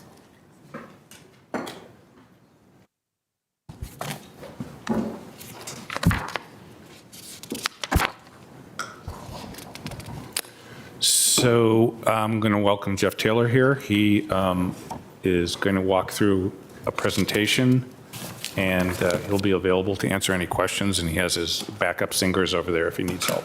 Absolutely. And I apologize, I have a little cold, and I also did not bring any gifts for you, like Diane. But only Diane does that. Yes, but if other people want to chime in. if you need a new iPad or a new laptop, I know who to talk to, though. So, Yeah, actually, it probably looks better if we don't get gifts. thank you, Mark. Good afternoon, Chair Garvey, Vice Chair Karen Tonis, and other board members. My name is Jeff Taylor. I'm the Division Chief of Infrastructure and Operations within DTS. And on a personal note, I'm a resident of Douglas Park, and I'm proud dad of a first grader at Randolph Elementary. I'm pleased and honored. And what's it like being married to a principal? Great. Got some good stories there. Better now. Yeah, some very good stories for you. Yes. Oh, yeah, Yeah, another time. That's, another. Yeah. I'm pleased and honored to be here to present our fiscal 25 CIP budget requests. In addition, with me is Gilbert Pisano and did Adil go somewhere? Oh, he's over there. Adil Asif, that he is responsible for a good chunk of this presentation. So thank you to him.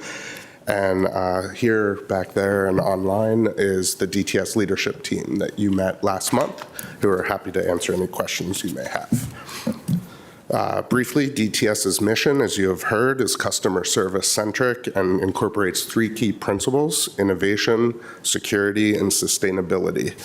And you'll see those principles highlighted throughout the presentation. The programs we'll be talking about over the next several slides underpin almost everything we do in the county, from being able to use our computers, phones, and tablets to connectivity through wired and wireless networks. They enable digital services for our constituents, like paying taxes and fees, as well as searching property records, filing and getting information about permits and other services. And they also, we forget often, that enable connectivity for our entire traffic signal network, support our public safety officers, enable monitoring of our drinking water and wastewater, and connect over 25,000 students to their digital services and the internet. I want to cover a few of our accomplishments in fiscal 24 to this point. I won't read all of these slides, but I wanted to call out a few highlights. The network team, just in the past few weeks, completed the Network Edge refresh. This wrapped a year-long project that replaced 165 switches at 161 different sites and floors around the county. And I don't even think the folks in DES have been to that many sites in the county before. So we replaced or issued 633 new laptops and 212 desktop computers. We've completed the installation of Connect Arlington fiber at the new Art Bus operations and maintenance facility in Green Valley.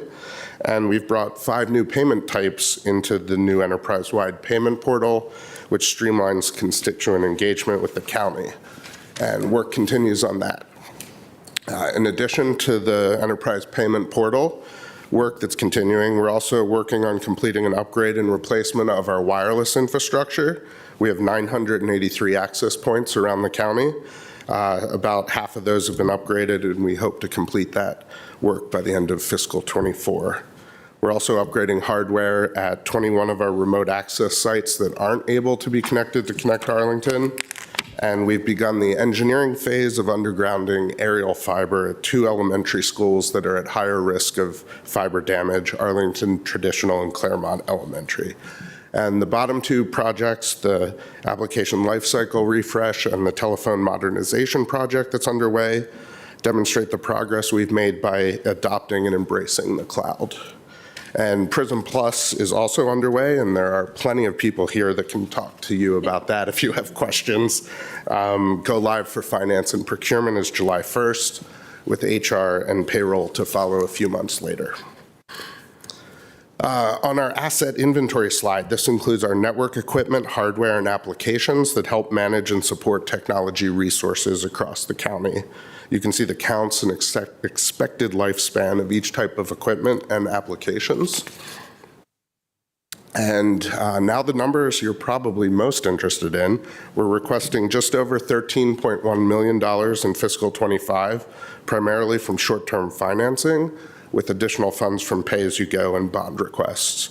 And we'll dive deeper into the specific programs and projects, starting with hardware refreshment. This list includes our cyclical programs that refresh end-of-life equipment. They include county workforce devices, network equipment, servers, hardware and storage, and county and courtroom audio-video equipment. We have a responsibility to keep this equipment in a state of good repair. And from a cybersecurity perspective, we need to make sure all of the software we're using, or all of the hardware we're using, is supported by up-to-date software and firmware. Similarly, on the next slide, we have 2 projects focused on the refreshment of end-of-life applications. The first item is the refreshment of our revenue and collection system, which is ACE-CAP.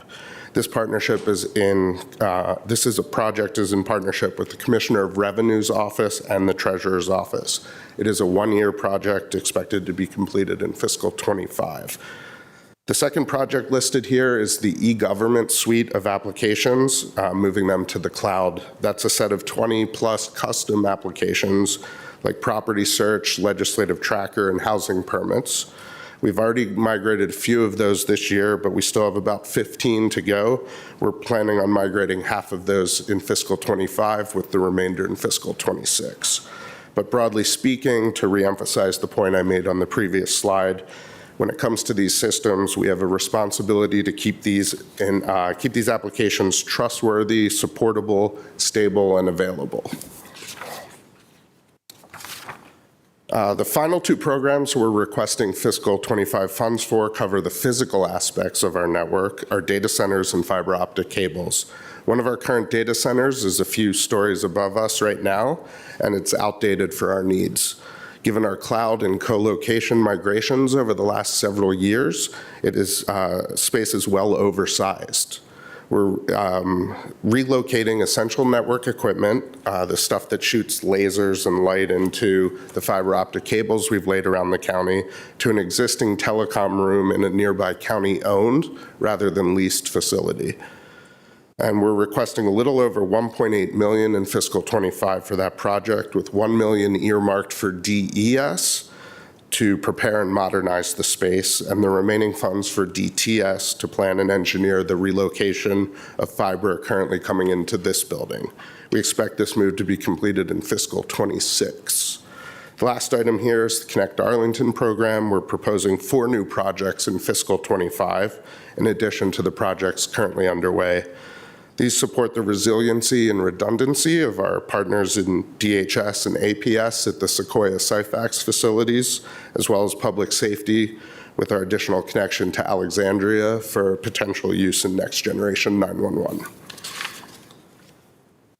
If you look at the totality of our investments and think back to the three principles we outlined in our mission statement, innovation, security, and sustainability, these three bullet points speak to how we're able to focus on customer service and innovation by upgrading our technology, whether that's through refreshment of hardware or moving to the cloud. It's all to make what we do in the county more efficient, secure, and sustainable in the long run. The capital investments we've discussed here directly benefit not just our workforce, but also our constituents, visitors, and all APS teachers and students. These are our key budget considerations. We hope that you support them as well, and we're happy to take questions. Thank you. Colleagues, questions? Any questions? Matt? Thank Mr. you DeFrank. very much. I could try to concoct a serious-sounding question that shows that I'm aware of each bullet in each slide, but mostly the way that it fits together is a level of detail, but a level of big picture that leads me to really be trusting of the work. I'll certainly be wanting to see how this all plays out in each of the parts of it, but just thank you is the biggest thought. Susan? I have a couple quick questions on the data center consolidation. Is that more of a like end of life kind of maintenance item, or is there a return on investment that's pretty profound and worthwhile? The return on investment is recovering a number of square footage in this building that could be used for better things than keeping computers cool, right, above ground. The equipment is most of our data and compute, so the servers have already been relocated to either our trades facility or a co-location facility out in Ashburn, Virginia. So what we need to keep on site and in this area is just that core network equipment. Great. And in terms of energy efficiency, I know we've kind of moved from where we were spending a lot of energy other places to all of our Google searches and AI searches are melting the planet. How are you thinking about that, and where, have we done as much investment as we can to minimize our energy use? And I think there's always more investment that we could do for that, but I think the primary and the first step of the data center relocation is the Bosman space. We're looking at about 2,400 square footage of space that we have to keep cool. There are methods to keep, hot aisle containment, it's called, right, to only keep certain areas of the room at a cold temperature. Moving to a much smaller space, we're looking at a facility that's only about 250 square feet. So think about the energy reduction from that size. It's an order of magnitude. In the future, and we'll talk more about this in the 10-year CIP, we're looking at what do we do about our other data centers and the efficiencies and environmental benefits there. And last one is on Connect Arlington. Are we getting the most mileage that we can out of that? Are there revenue opportunities or other usage opportunities for the great investment that we've made there? So I'm not the expert on the revenue aspect of the Connect Arlington program. I know we did have a sale to JBG or a lease, long-term lease. Right, we had a sale to JBG Smith in National Landing, and that money's sitting aside in the Digital Innovation Fund that we can use. And also we have the county board adopted a template for if commercial parties are interested in leasing the fiber. That template has sat there for a long time with very few takers. I could spend literally a month explaining to you why, but we continue to look for, it's known that we have that capacity. We're continuing to look for opportunities to strike deals like we did in National Landing. We certainly have, and Jeff can speak to this better than I can, more than enough capacity to either lease or sell the fiber. And it is an incredible asset that the county has that very few jurisdictions do have. If you want to add. Most locations. There are certain locations, obviously, that we make heavy use of that. But yes, we have the capacity. And fiber optics, the benefit of the actual glass that we've laid is new technologies can be made to make even better use of that physical glass. It's what you put at the end of it that can make a difference. As far as taking full use of it, as I mentioned, all APS schools are now connected at high capacity. We're spending less money with other internet service providers, things like that, that do save the county funds. And so, Mr. Manager, if a business partner would like to use the template to lease or purchase, who do they call? They call Jeff Taylor. There is a Connect Arlington number on the website for them to contact, and it rings through to about 5 people that can happily take that call. So go check that website out. All right, a little PSA here. Maureen. Thank you.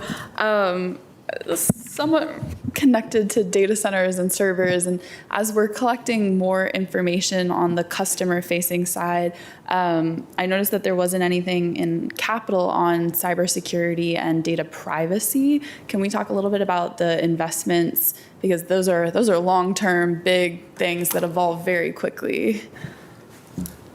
Certainly. I think, a lot of what you probably heard in our operating budget spoke to data privacy and cybersecurity. The capital investments that I'm talking about here, this year we're not spending anything on hardware for cybersecurity. Next year we are, and you'll see a big increase next year because that equipment is not cheap. So. I want to you don't have to come up, Richard, but I'm going to give you the opportunity to come up if you wanted to add anything. He's going to remind us to change our password and do our training. Watch your British video. Yes, change your passwords. Don't click on those links. We're in an industry shift you may have heard about change. Subscription models have become the thing. So for most of the services that I need in the security space, it's a subscription. Okay. There's a small amount of hardware that we will continue to buy and install in data centers and operate on site. As Jeff mentioned, our replacement cycle is coming up next year. But for the vast majority of cybersecurity, it is now those subscriptions. And you'll continue to see different parts of our security posture and our operational posture move from the capital budgets into line items in the operational budget. That's super interesting. I think that makes me feel a little bit better not seeing something explicitly spelled out here, but it evolves quickly, doesn't it? It does. That's why you subscribe. That's why you subscribe. Yes. Great. I think that's all I had other than the data center consolidation, but I think we covered that. Okay. All right. Titus? Thank you. 2 things. First of all, amazing job, amazing presentation. Thank you so much for all the hard work. I know that there are many balls in the air, and you manage all of them. One thing that you managed, your department has managed excellently was during the pandemic, the digital equity initiatives, and this brings me to the what we call them WAP, the access point renewal, etc. So are we still attached to provide the service to the communities that we covered throughout the pandemic, or added coverage to them? Absolutely. We still are at 28 sites that have outdoor free public Wi-Fi, Arlington Wireless. You can go to the website and find the locations. Those are part of now of our cyclical refreshment every 3 to 5 years based on usage, and outdoor wireless maybe needs to be replaced every 3 years because it's exposed to the elements rather than something that's in a building. But those sites are still a priority for us. Usage data is available on the open data portal on the website that DTS maintains. So you can see which sites are popular, which are less popular, but Central Library obviously is probably our best use. And frankly, I noticed the more extensive ubiquitousness of Arlington Wireless, so that's great. My concern is whether we maintain what we have and we plan to expand as well. The second question is on Connect Arlington. So Connect Arlington partially is funded through PEG funds. What is the amount that we plan for the next fiscal year to dedicate to Connect Arlington from PEG? Richard, do you have the PEG fund? Other Richard. I wouldn't know. He knows the balances. Richard can speak As long as to we keep our Richards peg funds. straight, we're good. The question is how much money from PEG goes to Connect Arlington? Why? I have to get back to you on that one. Fine, no problem. I can see the spreadsheet in my head, but I don't want to throw out a number without checking it again. I mean, the only reason why I'm asking is because PEG is a fund that is depleting in the next couple of years. Gilbert is going to come in and tell you what the number is that we're using from PEG funds right now. How much is it? So there's an operational piece. You have to come up to the table and speak into the microphone. Musical chairs. I should know this number. That's fine. There are a lot of numbers in the budget. So I just want to clarify, this is operational, but there is a portion of the PEG that is supporting the Connect Arlington. So it's about, for this fiscal year, it's 966,000. 600? 966,000. 960, so. Yeah, but there's nothing on the capital side. Right. And capital's all bond funded. Fiscal year 24? For 24. Yes. For 25, we have left that at that same amount. It's in the proposed budget. But there is nothing from PEG going to the capital side. Okay, thank you. Right. We'll follow up. A lot of money. Okay. Other questions? Are we good? We're way behind time. Thank you so very much. No, it's great. It's nice. This is. Thank you very much. I'm just going to pick up on the point that I think you're making, Takis, that you're making, which is that as the PEG funds, the balances drop, we may find ourselves in a situation a year or two down the road where we have to come back and ask for general fund money to fill that hole. And Connect Arlington is such a vital resource for us. I think Richard found the spreadsheet. Well, as the manager mentioned, the revenue coming into from PEG is in a declining state where we're only receiving now estimated all the actuals have hit of only $585,000. And next year we're projecting that to drop another 10 or 15%. It is through fund balance that we're able to fund the ongoing Connect Arlington support. And as the manager just said, in about 2 years, we'll have run through all our balances. Yeah, to be honest, because of that, I wonder whether we want to manage that declining draw from this fund to, balance out and have a softer landing into the general fund, which is inevitable eventually, right? So, thank you. All right, thank you. I think we're ready for public safety. Yes, we're going to agenda item 2 out of 5. We're cooking. I know. We're cooking. I'm starting to worry. No, it's going to be fine. Thank you. I think, is this Jeff? Yeah, Jeff Bergen is going to present. He's going to do it virtually. Okay. And so over to you, Mr. Bergen. Thank you, Manager Schwartz, and good afternoon, Madam Chair Garvey and esteemed members of the board. Hope everyone can hear me okay. We can hear you fine. Perfect, thank you. It is my pleasure. My name is Jeffrey Bergen. I'm the financial officer for the Department of Public Safety, Communications, and Emergency Management. And it's my pleasure to represent my public safety colleagues today, our financial officers and our project managers, to present on public safety capital. I'm continuing the trend of Jeff's talking about technology. We don't have a Richard though, so it'll just be our team. But we do have people here who can answer any questions that you may have when we're done with our presentation. Next slide.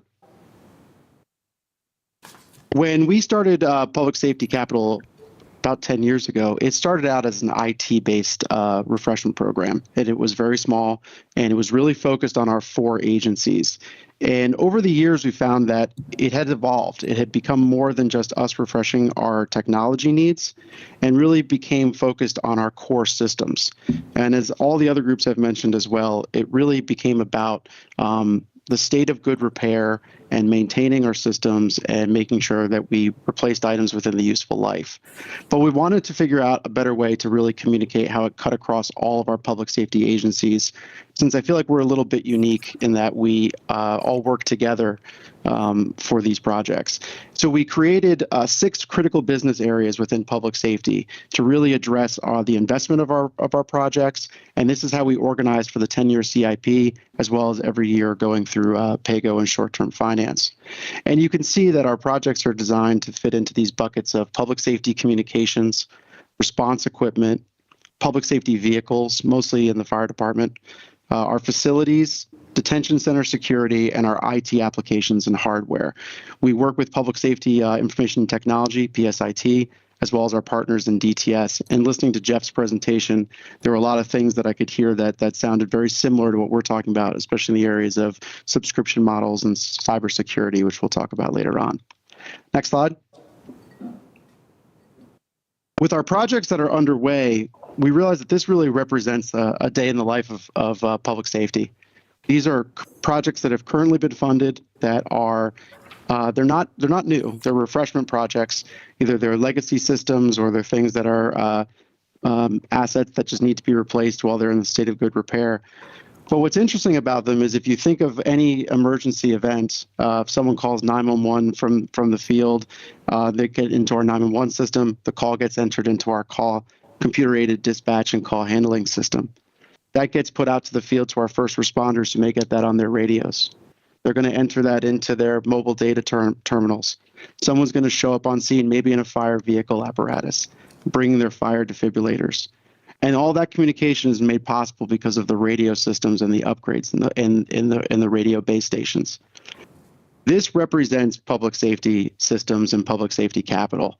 $21 million across the board in these projects that are being refreshed as we speak, but that it cuts across all areas and all business areas that we mentioned on the slide before. Next slide. Now that was the 21.3 million, and as we kind of look into what we have in 25, it's a smaller pool. We're looking at about $4.4 million, and part of that is what we try to do with public safety capital is we try to balance and share the load among our projects and our project managers. There's been a lot of talk about prioritization, and what we really look at is making sure that all of those projects can be delivered on time, on budget, and making sure that they don't get pushed past their warranty window, where any of these systems may not be able to operate as efficiently as possible. So if you look back at those projects that we were doing and think of the ones that we have proposed now, we want to be able to transition those to different parts of the organization, different parts of our investment portfolio, so we're not overloading those project managers or overloading those new systems.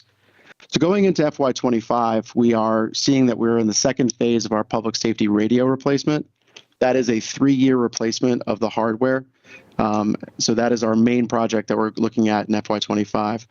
We'll also be doing some replacement of our, bomb squad X-ray systems, as well as the X-ray machine, our virtual servers, and the first year of investing into the fire breathing apparatus. That'll come again in a few years, but we're using some money in the first year now to make some changes to that program. Next slide. And as you can see on the screen here, as I've been talking about, we try to spread the money around, spread the projects around. You look at where we're invested in FY24 versus FY25. We continue to make sure that we are investing in different business areas within public safety and making sure that all of those priorities are met for our first responders and for the different agencies.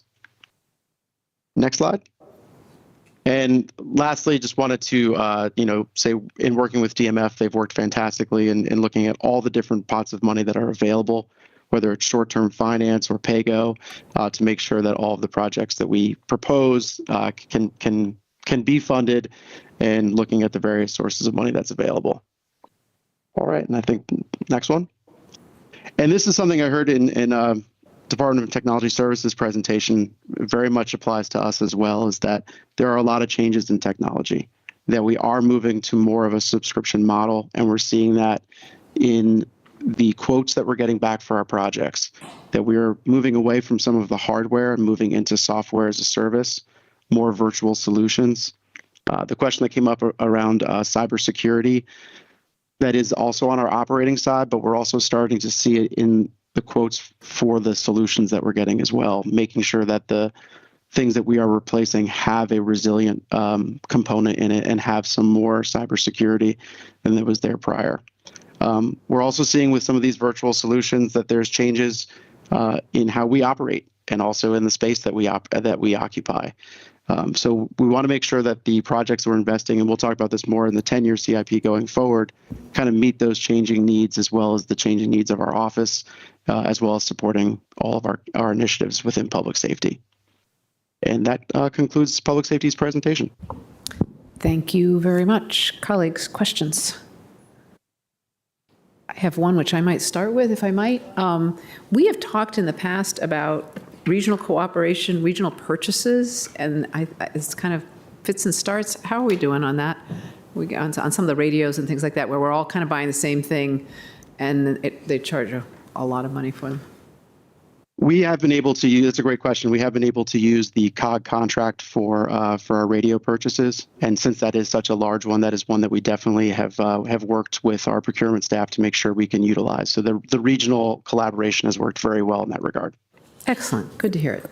Another thing I wanted to add, and Dave, you don't have to come up here to talk about this, but the contained breathing apparatus, Arlington actually worked and set the standard, and now everybody in the region is buying equipment to that standard. There's room for COG to also set standards in other areas that could lead to additional purchasing savings, and that is something that there's room for improvement on. So maybe you could slip this COG board member a little information to bring up at one of our COG I board tried meetings, it. I tried maybe? it when one county board member was the chair of COG last year, and we slipped him some information, and it didn't really.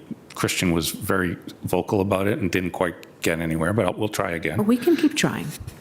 All right, thank you. Any more questions, Takas? Just something that I noticed. So the fire defibrillators, 3,700,000. That's ongoing, and this is the pace of replacement and putting new in, right? Yes, sir. So this is how long will it take to replace the entire, or is it a cycle? It's a cycle, but this will be a wholesale replacement. Mm-hmm. Those units will come in, we'll take the old ones offline. So, and we will be done with the appropriation of this year, or next year we'll start again? I mean, is that going to be a steady expectation? I think it's on a 5 or 7 year 5 or 7 refresh. years. So Okay. we'll replace everything new this year, and then we'll probably come back in about another 5. Technology is changing very quickly, but we feel confident these units will serve us for at least 5 years. Yeah, I see that they are very expensive. Thank you. Yeah, yes, sir. But when you need them, you really need them. Oh, yeah.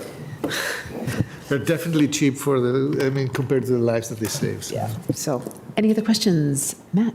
Quickly, the 24 is 9 million, the 25 is 4. And I know that, this is for probably Mr. Bergen, but when we need equipment, we need equipment. I'm wondering if that is an unusual level of variance in the amount here, and if you have any sense in the out years whether there would be more expenses, or just it's over 50%, so, or 100%, however you describe it.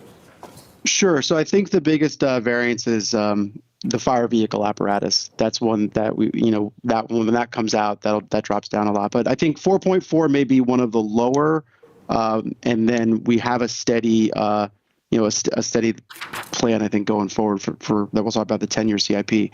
One of the biggest things that we try to do in prioritization is not have peaks and valleys, because obviously it makes it harder from a financial standpoint, but also on the program managers.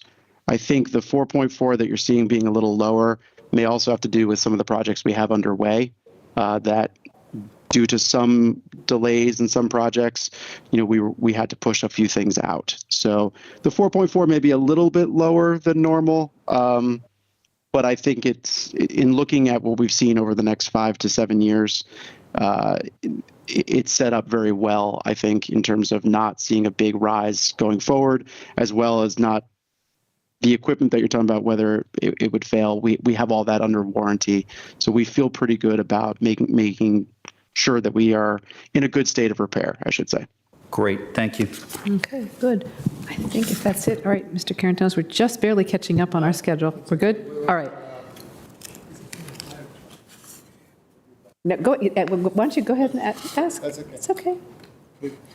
Go ahead. I mean, my question was because I was reading the ladder truck, so 2,300,000. So it's an entire truck, or is it just parts of that? Just the ladder. Just the ladder. The vehicle, a complement of ladders, some base equipment, and we'll be able to transfer some equipment from the existing truck over. So it's a combination. And this is so short-lived that that is a pay-go budget item and not a CIP budget item.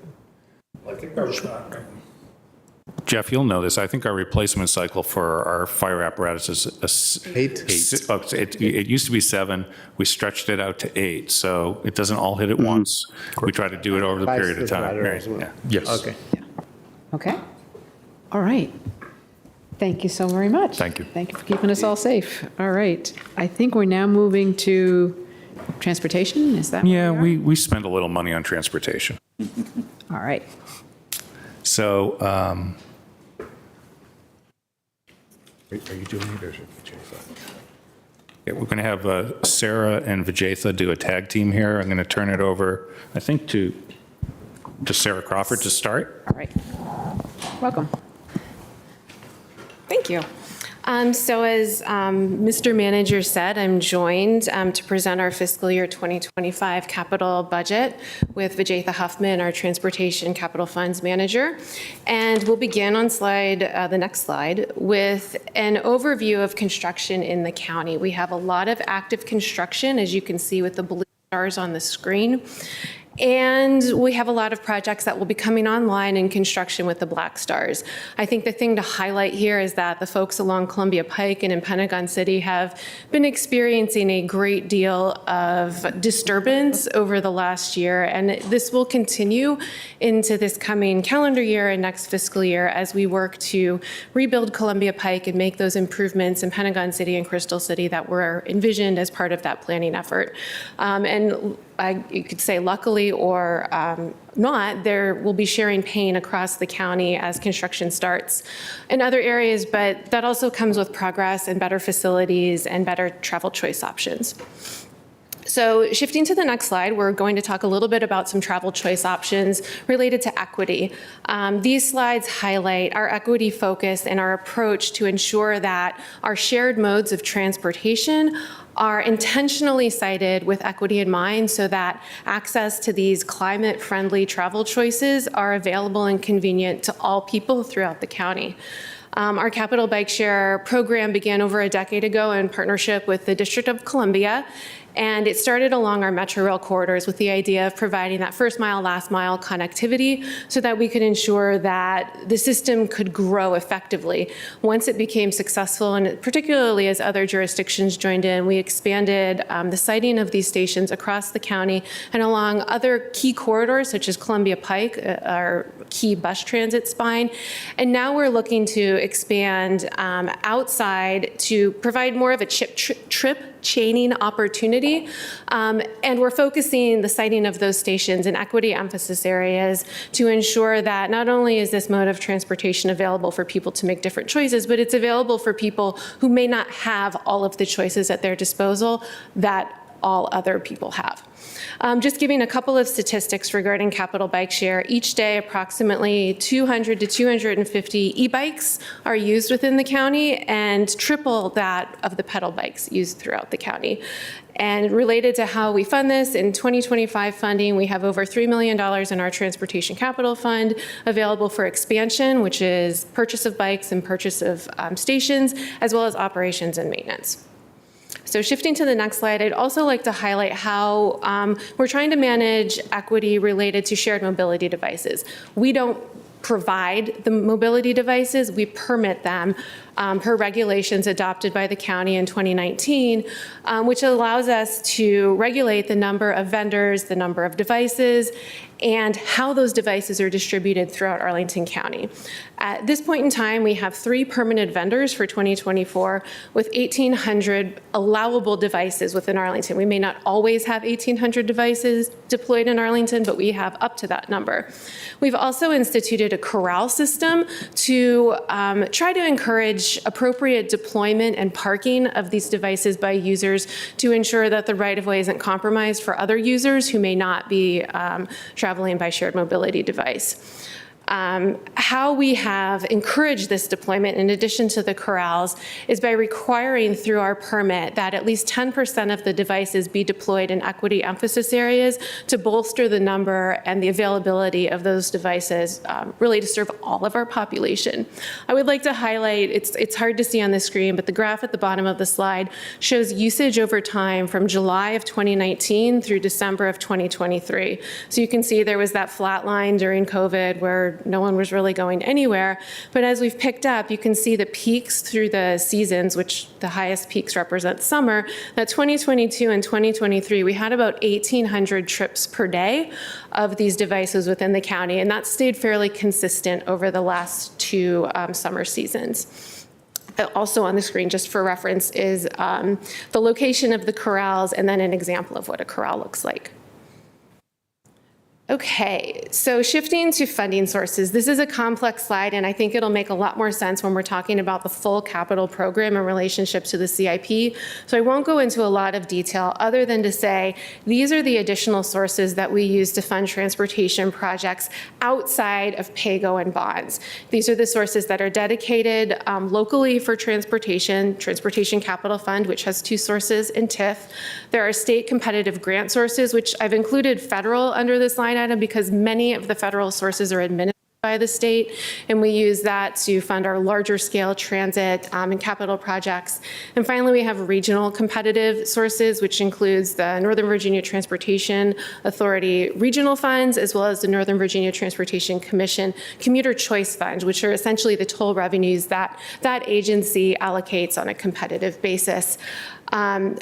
These, as I mentioned, are only allowed to be used for transportation, whether that's competitive through application or whether that's per state code. We'll get into that a little bit more on the next slide. But in total, this comprises about $228 million worth of spend in fiscal 25. The $24 million that's additive to that in PAYGO and bond is what I'll ask Ms. Huffman to describe on the following slides.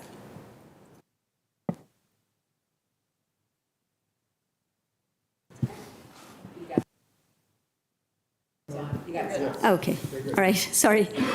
Moving into the PAYGO section of our presentation. So PAYGO funds programs across our entire portfolio.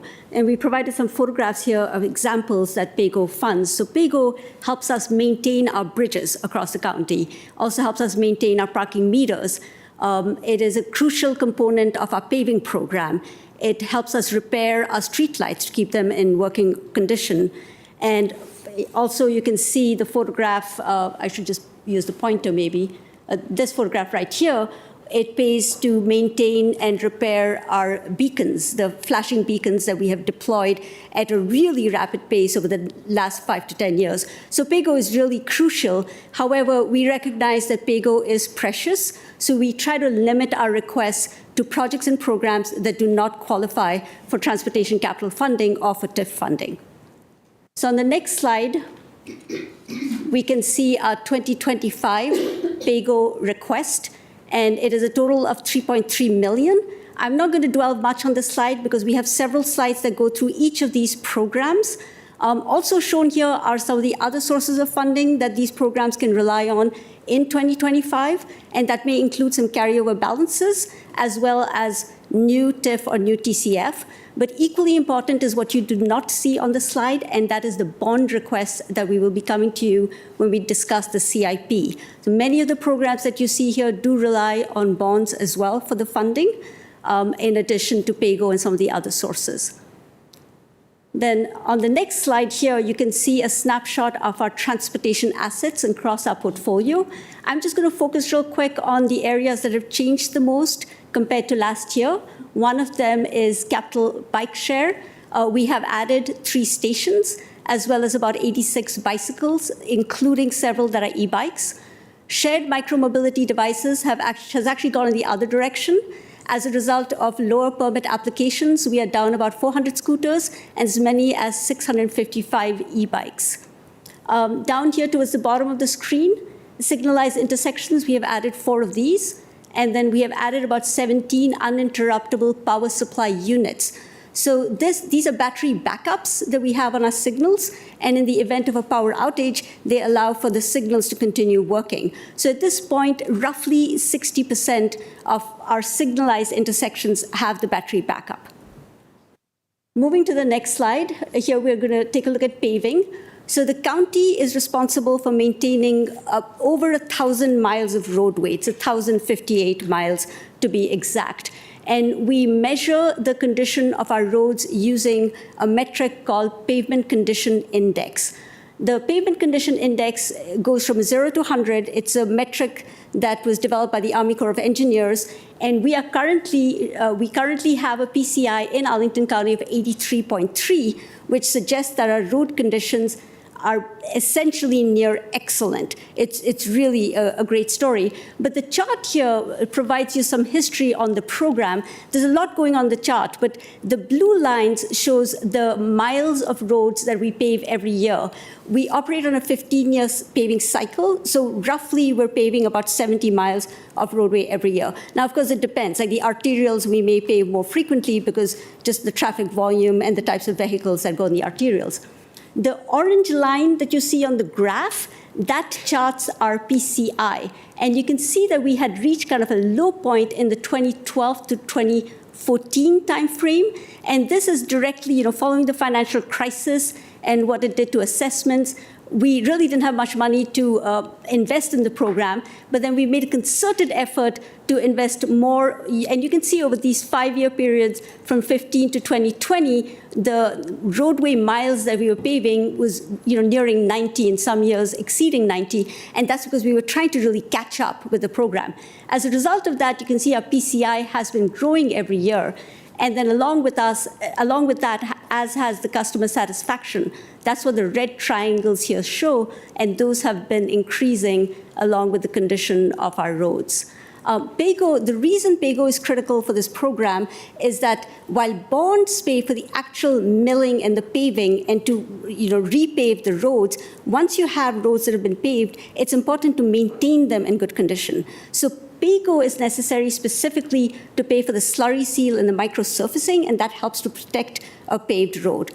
And just really quick before we leave the slide, another metric that helps kind of really portray the improvement in our road conditions is that the potholes have decreased substantially. So when you look at the last 5 years average, the potholes are down 67% compared to the previous 5 years. And that sort of, again, indicates the improvement in our pavement conditions.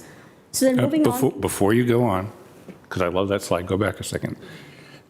The citizen satisfaction survey that we do every 4 years, I'd say we really, if you look in 2015, people were aggravated beyond belief about the condition of our roads. So this is a sentiment survey.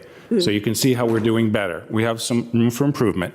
The other thing is on potholes, if you need further proof about climate change, there's another piece. Thank you. I remember that, all those complaints we got, and it was my first really fun thing as a board member because we got all these complaints. We put money in the budget for the potholes, and people felt better. It was like, just, you did the budget, we passed the budget, we did something, people were happy. It was great. Anyway. Okay, so I wasn't going to say anything, Mark, but then you had. Go ahead. Moving on to the next slide. Now we're moving to our proactive zone maintenance program. This is a program that we launched in fiscal 23 as part of the adopted CIP. And this is to improve the condition of our sidewalks. The county maintains over 440 miles of sidewalk. And we have moved to a reactive program where we are being very proactive to improve the safety of the public. We kicked it off with the tripping hazard in fiscal 23, and we have resolved over 30,000, as you can see, tripping hazards, including 2/3 of the ones that we identified in the 2021 survey. Now, that survey specifically measured tripping hazards that were greater than ½ an inch, right? I mean, we've got other tripping hazards as well, but they measured the most significant ones. We identified 10,800 of those, and we resolved 2/3 of them. We're hoping to resolve most of the balance by the end of fiscal 25. There might still be a few left in situations where we have to replace the concrete block, or we're waiting for the property owner to replace their driveway apron, but hopefully, that will also get done in due course. Now, the second thing is in fiscal 24, we have actually launched our proactive concrete zone maintenance program. And you can see in the map here, we have the county split up into about 20 zones, and we are tackling 2 zones every year so that we can be on a 10-year maintenance cycle. As a result of that, in this table here, I realize the numbers are quite small, but it shows the linear feet of curb, gutter, and sidewalk that we are replacing. And in these years, this is before we launched our proactive program. This just reflects what we were replacing as part of other programs, for example, neighborhood conservation. And now that we have launched our proactive zone maintenance program, you can see that has really stepped up. And in these photographs here, you can just see this shows how we resolve tripping hazards through sidewalk shaving. And then here you can actually see a replacement of concrete that we're doing as part of the proactive zone maintenance program. Finally, actually really quick, we also recognize that we cannot properly manage what we cannot measure. And so we are in the process of developing a sidewalk condition index. And we will discuss that when we are back here with the CIP. Next slide. So bridge maintenance, another big user of PAYGO as well as bonds. So we have 36 bridges, and we inspect them biennially. We have a rating that is a rating used nationally, developed by the Federal Highway Administration. And bridges are rated on a scale of 0 to 9. Our goal is between 6 and 7, which would be satisfactory to good. And at this point, we are pretty much there, except we're still waiting to replace the Arlington Ridge Road Bridge. With that replacement, all of our bridges will be above 6. So currently, our average rating is 6.4. That's slightly misleading because bridges are rated on a number of factors, and we actually take the lowest rating, we average that on every bridge, and we have achieved 6.4. The proposed budget for FY25 is just over $1 million, and that includes bonds and PAYGO. So the next slide. Signals and ITS maintenance is another user of PAYGO, and PAYGO is based for the structural inspections program, where we will inspect our signal poles on a 6-year cycle. It also pays for repair and maintenance of our signal poles, as well as all the devices that we have across the county, like the flashing beacons or speed indicators, count stations. Let's see. So on the here you can see signal pole breakdown. So we've got 302 signalized intersections, and across those we have about a total of 500 signal poles. And then down here you can see cabinet repair. So cabinet are like the brains of the signal. It's a big black box that you might see sitting around on the ground around a signalized intersection. And here you can see how we have basically rewired and repaired the cabinet, and that's sort of a critical thing we can do to extend the life of some of this equipment. Great. So it's back to me. And I just wanted to note that most of the programs that Ms. Huffman highlighted use PAYGO solely to perform their work. These are for state of good repair activities and for capital maintenance to ensure that we keep our assets in that prime condition. I'm going to continue the review of programs that use PAYGO, but most of these programs also have a larger capital side that's more easily consumed over the 10-year CIP. So we'll get into a more detailed conversation of some of these programs when we see you in a couple of months. But I wanted to highlight the PAYGO uses for some of these programs. So street safety improvements is the location in our capital portfolio that funds the discrete Vision Zero activities that include the operational analyses, safety audits, and the implementation of immediate safety measures. I do want to highlight that while that is the focus of the Vision Zero program within the Department or Division of Transportation, Vision Zero is of course more than just street improvements. It's education, enforcement, and the whole 9 yards. But this is the hub of our thinking on Vision Zero. This has been more of a constrained budget year, and this is a program that's scalable. So the $365,000 you see on the screen for fiscal 25 is to keep us at our baseline for this program. It's to ensure that the program can still respond immediately with tactical measures to improve the safety at certain intersections, for instance. It's to ensure that we keep the slow school zones running and to continue to try out and pilot these tactical improvements to see if they have an impact on safety in the right-of-way, including the hardened medians, which make that turn at an intersection slower, more uncomfortable for the driver if you take it fast, but safer for the pedestrians who are in that crosswalk. This program, as I mentioned, is scalable and could do a lot more if it had more PAYGO funding. It does have TCF available, but as we'll get to, and as I've mentioned before, that has to be used per the eligibilities outlined in the state code, and some of the things that the program does just isn't eligible. Moving to the next slide, I wanted to highlight a couple other programs. We have our Bike Arlington, Walk Arlington, and Neighborhood Streets. The only PAYGO source of funds for on this slide really that I'll discuss is for Bike Arlington, and that's for our bike counter program. Our bike counter program is unique in that we have to run a cellular service to each of the counters to ensure that we can collect that data, and that's something that we need to use PAYGO to maintain for that service.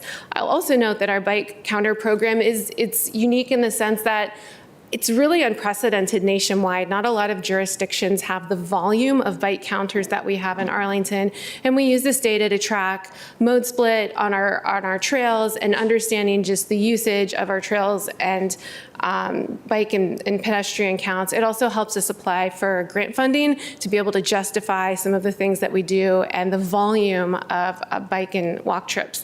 And that leads me to the acknowledgement that for the first time, Arlington has been designated a gold level bicycle-friendly community by the League of American Bicyclists, which is really exciting for us at staff, both on the capital side, but also on the TDM and programming side. Our Bike Arlington, Walk Arlington education campaigns as well contribute to people getting on bikes and trying that mode and then committing to that mode. So we have more to do with bicycle infrastructure. We have more to do with bike education, but we're really pretty pleased about that designation. I'll also note that while Walk Arlington does not have PAYGO funds, we are still able to do some of the capital work with that program through the transportation capital funds. And then finally, I'll note that Neighborhood Complete Streets, again, while it has $0 for fiscal 25, has been able to carry over some funds from 2024 to ensure that it has funding to enhance certain locations that rank high on its list through tactical measures, not through capital measures. But it also allows us to pilot things. We're beginning a shared street pilot on 3 locations in the county that's really the only opportunity we have. And so we're going to test that to see if it improves safety for pedestrians on those streets. Shifting to the next slide, we'll talk about asset management in the right-of-way. The one program that will receive PAYGO as part of this request for 2025 is a small amount for our transportation asset management program, and that's additive to some that will be able to spill over into fiscal 25. This program maintains a database that gives us up-to-date information about every single asset in the right-of-way. And the graphics on this screen are not meant to be interpreted. They're incredibly small, but it's meant to be an illustration of the power of this. I mean, just looking at all of the different data points that you can get from Cartograph really allows our staff to be able to track what needs to be replaced, what needs maintenance, and just making sure that we understand the age and lifespan. And I'll give you an overview of what these are. The top graphic is our parking meter analysis dashboard. It provides statistics for tracking parking meter operations. The bottom left graphic is our signalized intersection asset snapshot. It's a snapshot along Route 1, I believe it's 15th Street, and all the little dots are individual signal heads and components. So we're able to track that in case there's any outages. We can know exactly what's going on. And then our streetlight work order for tracking retrofits across the county is the bottom right image.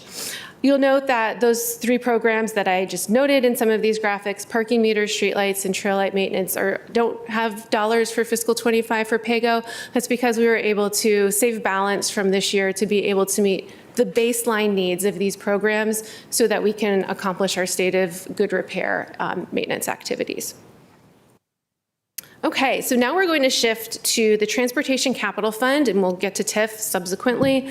I wanted to provide a brief overview of the two source of funds that comprise Transportation Capital Fund. It's the Commercial and Industrial Tax, and then MBTA Local, which is the Northern Virginia Transportation Authority local dollars. It's a 30% allocation from the enabling legislation from the General Assembly. Both of these sources of funds were actually enacted by the General Assembly, which set the rates that we are collecting, and it also sets the uses and eligibilities of how we can use this money. And particularly for MBTA, that's important because if there are we have to report how we're using the funds, and if the authority or the General Assembly determines that we're misusing these funds, we could lose the funds for a year. So there's penalties here.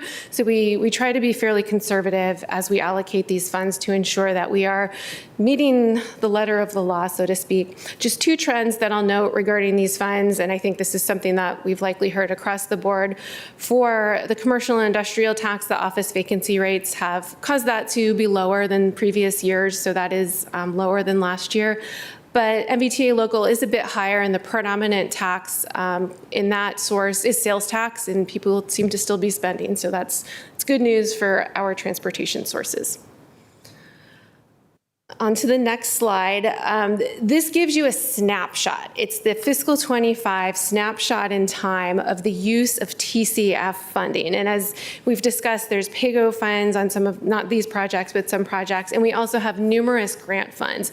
We wanted to give you an idea of the spend in 2025 for TCF. This includes not only the dollars you saw on the previous screen, but the dollars that had been previously allocated to these programs. And I'll use Columbia Pike as an example. We have portions of Columbia Pike that are under construction, and we have portions of Columbia Pike that will begin construction imminently. All of that funding is set aside because we've issued contracts for it. So this represents the spend on those contracts for 2025 and subsequently down the list. As I mentioned, a lot of these are matched with grant funds, particularly our larger transit projects, the Crystal City East Entrance and the Art Operations and Maintenance Facility, to give two examples.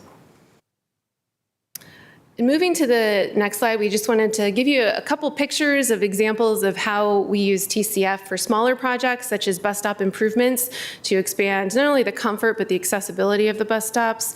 For projects on the bottom right of the screen at Arlington Ridge in Lynn, it provides safer pedestrian connectivity and refuge. And then we have our larger projects at the top right of the screen. We're also, with our facilities design and construction partners, wanting to highlight the Art Operations and Maintenance Facility, because we're really excited to get that up and running so that we can base our art operations within Arlington.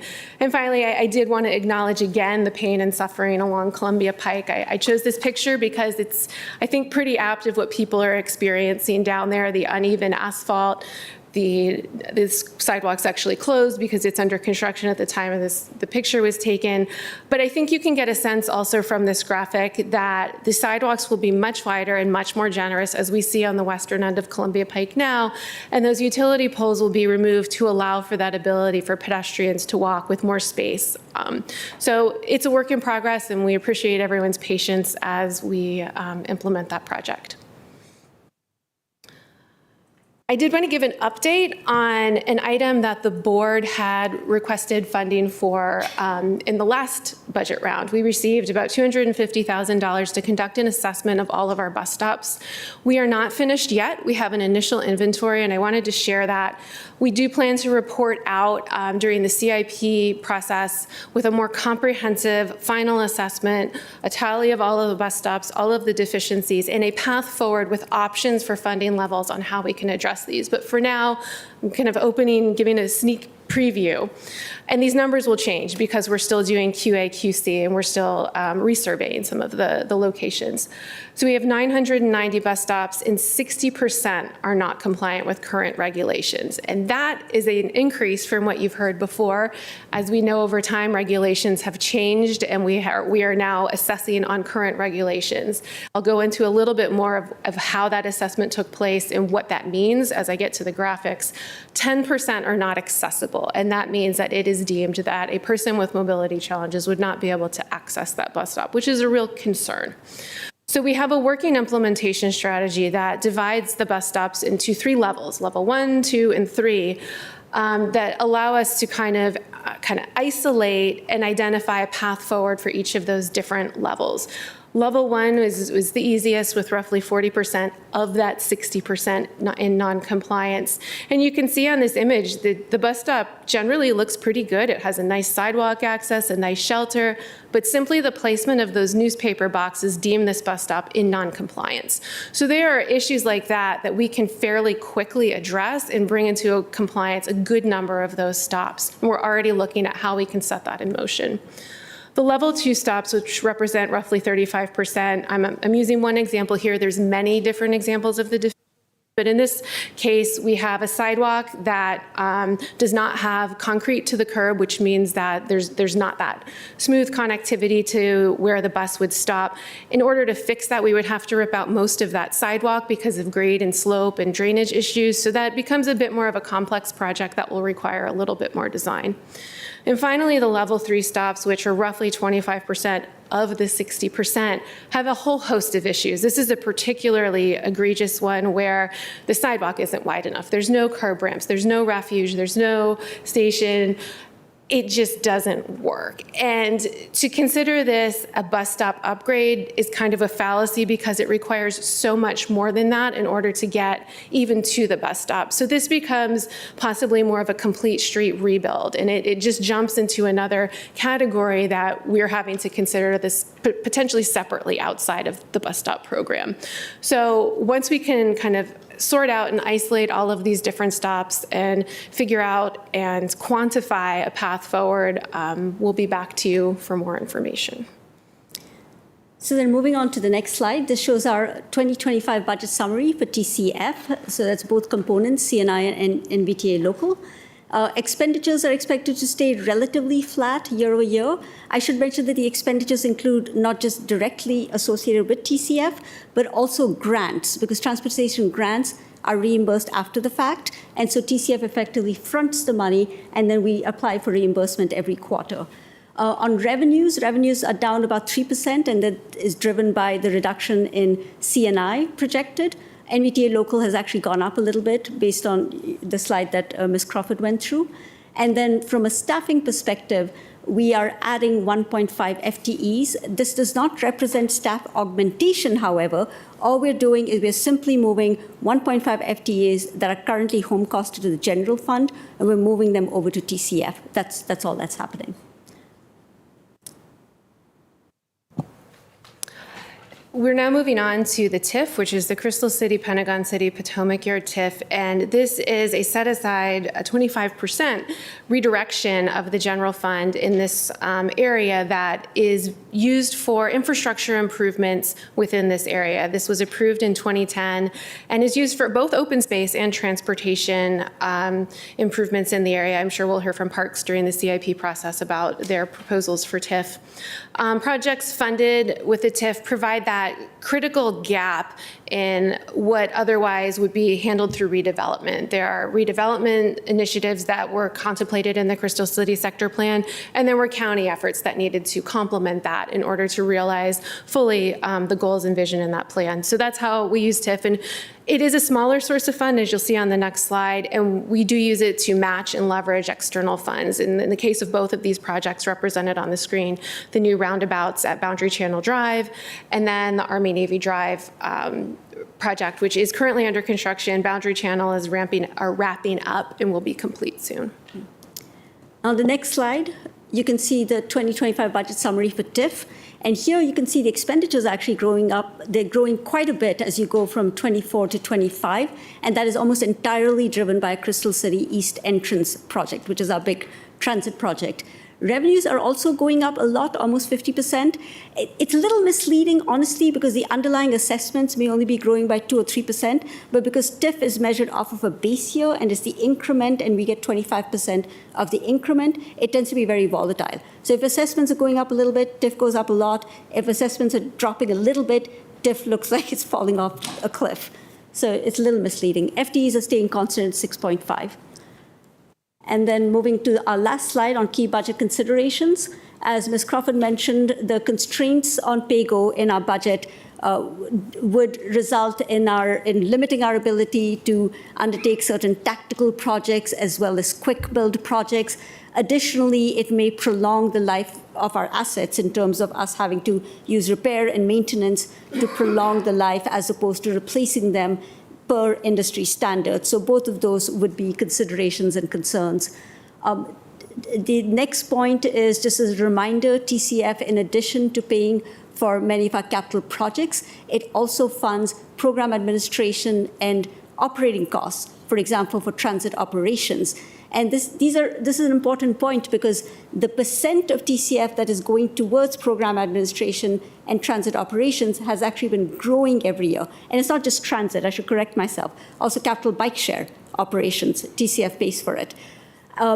If in fiscal 2025, I'm projecting that almost a third of our TCF revenues are going to be going towards program administration and operations as opposed to our capital projects. So that's something we keep an eye on because it's been growing every year. And when we come back to you with the CIP, you'll see the trajectory sort of going up quite a bit as you go across the 10 years.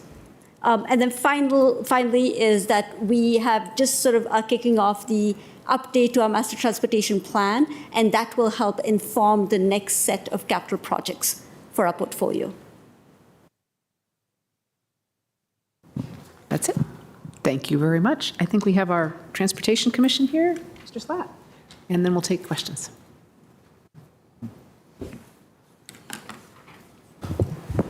Thank you very much for having me. Two quick caveats at the top. One, I will be talking about a few things that are overall DES budget, not Transportation Capital Fund and that sort of thing, since I missed the last board work session, but thank you for your indulgence. And the second is that the commission and staff were not able to fully connect at our last meeting for a full briefing on the budget. And so this is a collection of sort of things that the entire commission was happy to raise, and then a couple of things that are kind of chair's prerogative issues that I'll be raising because we weren't able to have that fulsome conversation at the commission. So first, the commission is extraordinarily happy to see the 4 additional transportation safety specialist FTEs that have been put forward in the draft budget for parking enforcement. That is integral to the success of the performance parking pilot program that relies on people being sensitive to price increases, which they're not if they're not actually paying those prices in the first place, and also can very much help with a lot of the problems that we see on our streets as far as parking in all sorts of fun and unusual places such as bike lanes, bus stops, and the like. Second, we're very happy to see a strong commitment to staffing and compensation. It really requires a fantastic and consistent set of staff in DOT to deliver projects on time and on budget. And so that is really an important thing to keep things running here in the DOT. I do want to raise a concern about the plan to increase photo speed enforcement fines from $50 to $100 before our photo speed program has even been implemented or started operating. One of the great benefits of photo enforcement is that it can offer consistent, frequent enforcement rather than rely on large punitive fines to change behavior. And doubling the fine for this program before we even have a chance to see how it works with a more manageable fine seems contrary to our equity lens. It puts that burden on those least able to pay that sort of fine. I know it is a tough revenue year. I would point out that more speed cameras would also increase ticket revenue and improve safety by providing consistent enforcement in more school zones, which are the places that we need that enforcement the most. Next, I want to talk about Bike Arlington and Walk Arlington, and I have to say I'm talking about Bike Arlington and Walk Arlington, the encouragement program that operates out of ACCS, not the capital program that was just briefly talked about. If you have thought to yourself over the last few years, I don't see Bike Arlington and Walk Arlington programs and content around as much as I used to, you're not alone. That seems to be because this program used to have the benefit of more than 3 full-time employees to do that sort of helping people understand how they can walk, how they can bike, can this commute change modes for them, and now it seems to be making do with approximately 1 full-time employee and maybe a partial employee of help. The timing couldn't be worse for this program to be operating on what seems to be a shoestring budget. Work from home has a lot of folks questioning whether they need that second car or whether they need that car at all now that they don't have to commute regularly to their job. Bike Arlington, Walk Arlington should be there to help say, yes, if you want to try and get rid of that car and replace it with an e-bike, let's do some routing with you. Let's be at the county fair with a bunch of e-bikes to show you, what they're like and give you a test ride. So that is a concern that we don't have that program there to kind of get people over that final hump to changing modes. And then finally, I want to I think, back up and reiterate a point that was made by Ms. Crossford in the presentation, which is about the street safety improvement program that does Vision Zero quick bullets. We fought really hard for this program for a long time. We kept telling DES for, 10 years, you got to be more nimble, you got to be more able to react, you need to be able to fix the problem somehow now, even if we can't do it in concrete. And the street safety improvement program is what came out of that, and it's doing great work. I know you all as county board members get a fair amount of email and constituent communication about street safety, and SSI is what lets the county really be responsive to those concerns. And I'm concerned about the small amount of PAYGO that is devoted to this program right now. As Ms. Crawford stated, TCF and our other pieces have some pretty tight constraints on what can be done with them. And I think it will be in everyone's best interest, whether yours trying to respond to constituent complaints or ours as residents, if we enable the DOT to have as much flexibility and ability to be responsive, to be tactical in the SSI program. And I think that's going to require some more PAYGO. And then the final thing that I want to point out, since this is also the TIF conversation, is that the Crystal City TIF is, I think, a really great structure financially. Crystal City is sort of one of the economic powerhouses of Arlington, making sure that we have money coming in. And the TIF was intended to make sure that we continue to reinvest in Crystal City so that that engine keeps humming. When it was started, I believe it was a 33% of the increment set aside, and that has been slowly whittled down to 25% over the years. Every time that percentage dropped, the conversation with the public and with the commission seemed to be, it's fine, we have enough coming into the TIF to fulfill the obligations in the CIP for the projects we want to build in Crystal City. And I will say we learned last year at the commission that really did not seem to be the case. We reallocated about $50 million in CNI TCF to the Crystal City East entrance metro station that could have been used in all sorts of other parts of the county, which to me seems like maybe dropping the 33% to 25% over the course of those years was a bridge too far as making sure we can continue to reinvest in that infrastructure in Crystal City that keeps it the economic powerhouse and tax revenue generator that it is supposed to be. So I want to raise that as an issue because it's one of those things that you only see if you're doing this stuff for a very long time. And that is all I have for you. So I will turn my microphone off and walk away and leave you back to your schedule. We might have questions for you, Okay. so turn the microphone off I'll maybe, just stay but here. don't walk away. All right, thank you. Colleagues, questions for staff or Chris? Maureen? Yay. So I think one of the questions I had, actually, you managed to answer even before I asked it about whether we have a pavement rating index for our sidewalks. It sounds like we're working on developing that. Are we thinking about doing that for bike lanes and bike paths as well? We are now. I don't know if I could get a thumbs up or a thumbs down. I'm not sure that a thumb sideways. So we're working on that. Cool, great. Happy to raise that for us. And then on Capital Bike Share, I know that we introduced a whole slew of new e-bikes pretty recently. Are we thinking of investing in additional e-bikes beyond what we currently have, or what is the timeline for that? That might be a CIP question. I will say that's a CIP question, and I appreciate having that kind of heads up now. But the short answer is yes. I just can't quantify that at the moment. Yeah, no worries. I'll hold that for later. And then maybe something follow-up? related, but we may know what is the percentage of rides that are now happening on an e-bike in the capital bike share system. I believe I saw 50%. The numbers that I got a couple of weeks ago from our staff, I can't give you the percent, but I can give you the whole number. About 250 for e-bike and about 750. Okay, so that's 25% of trips in Arlington. Okay. In Arlington, so I don't know if that varies. Well, But there's a system, lot fewer e-bikes than there are Right. other bikes. People really Right. like them. Yes, as a user, I have enjoyed. I think the last question I'll ask is really about the street safety improvements program, and you said it's very scalable.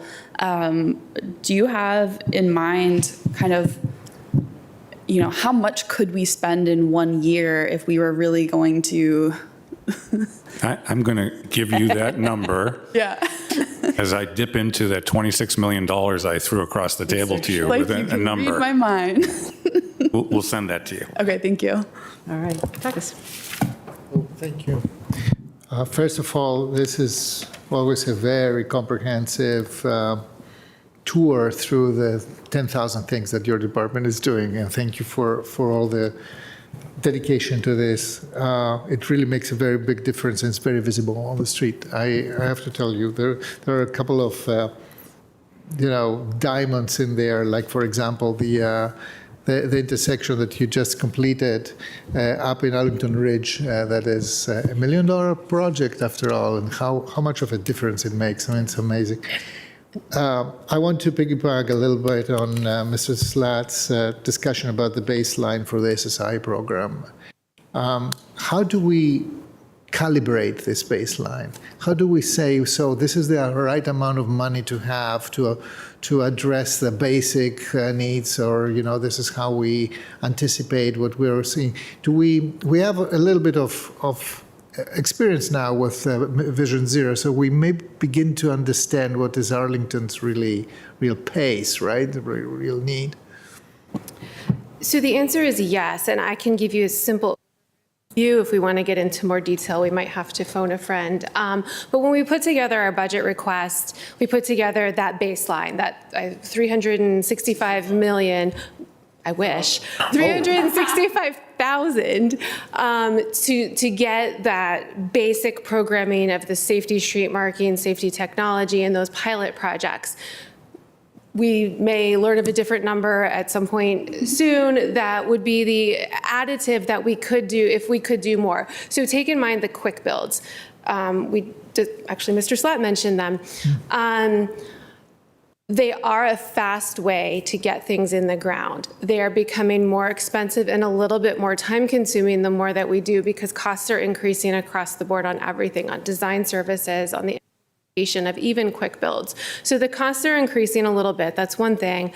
And then the flexibility to do that, I'm trying to remember how I put it, that immediate safety measure, to put that in the ground as quickly as possible. PAYGO allows for the greatest flexibility of that, because staff doesn't have to have multiple conversations with me or my colleagues about what could this be eligible for? When do we start the design on this? What does the design tell us is if this is eligible for TCF? They can just get the work done and put it in the ground.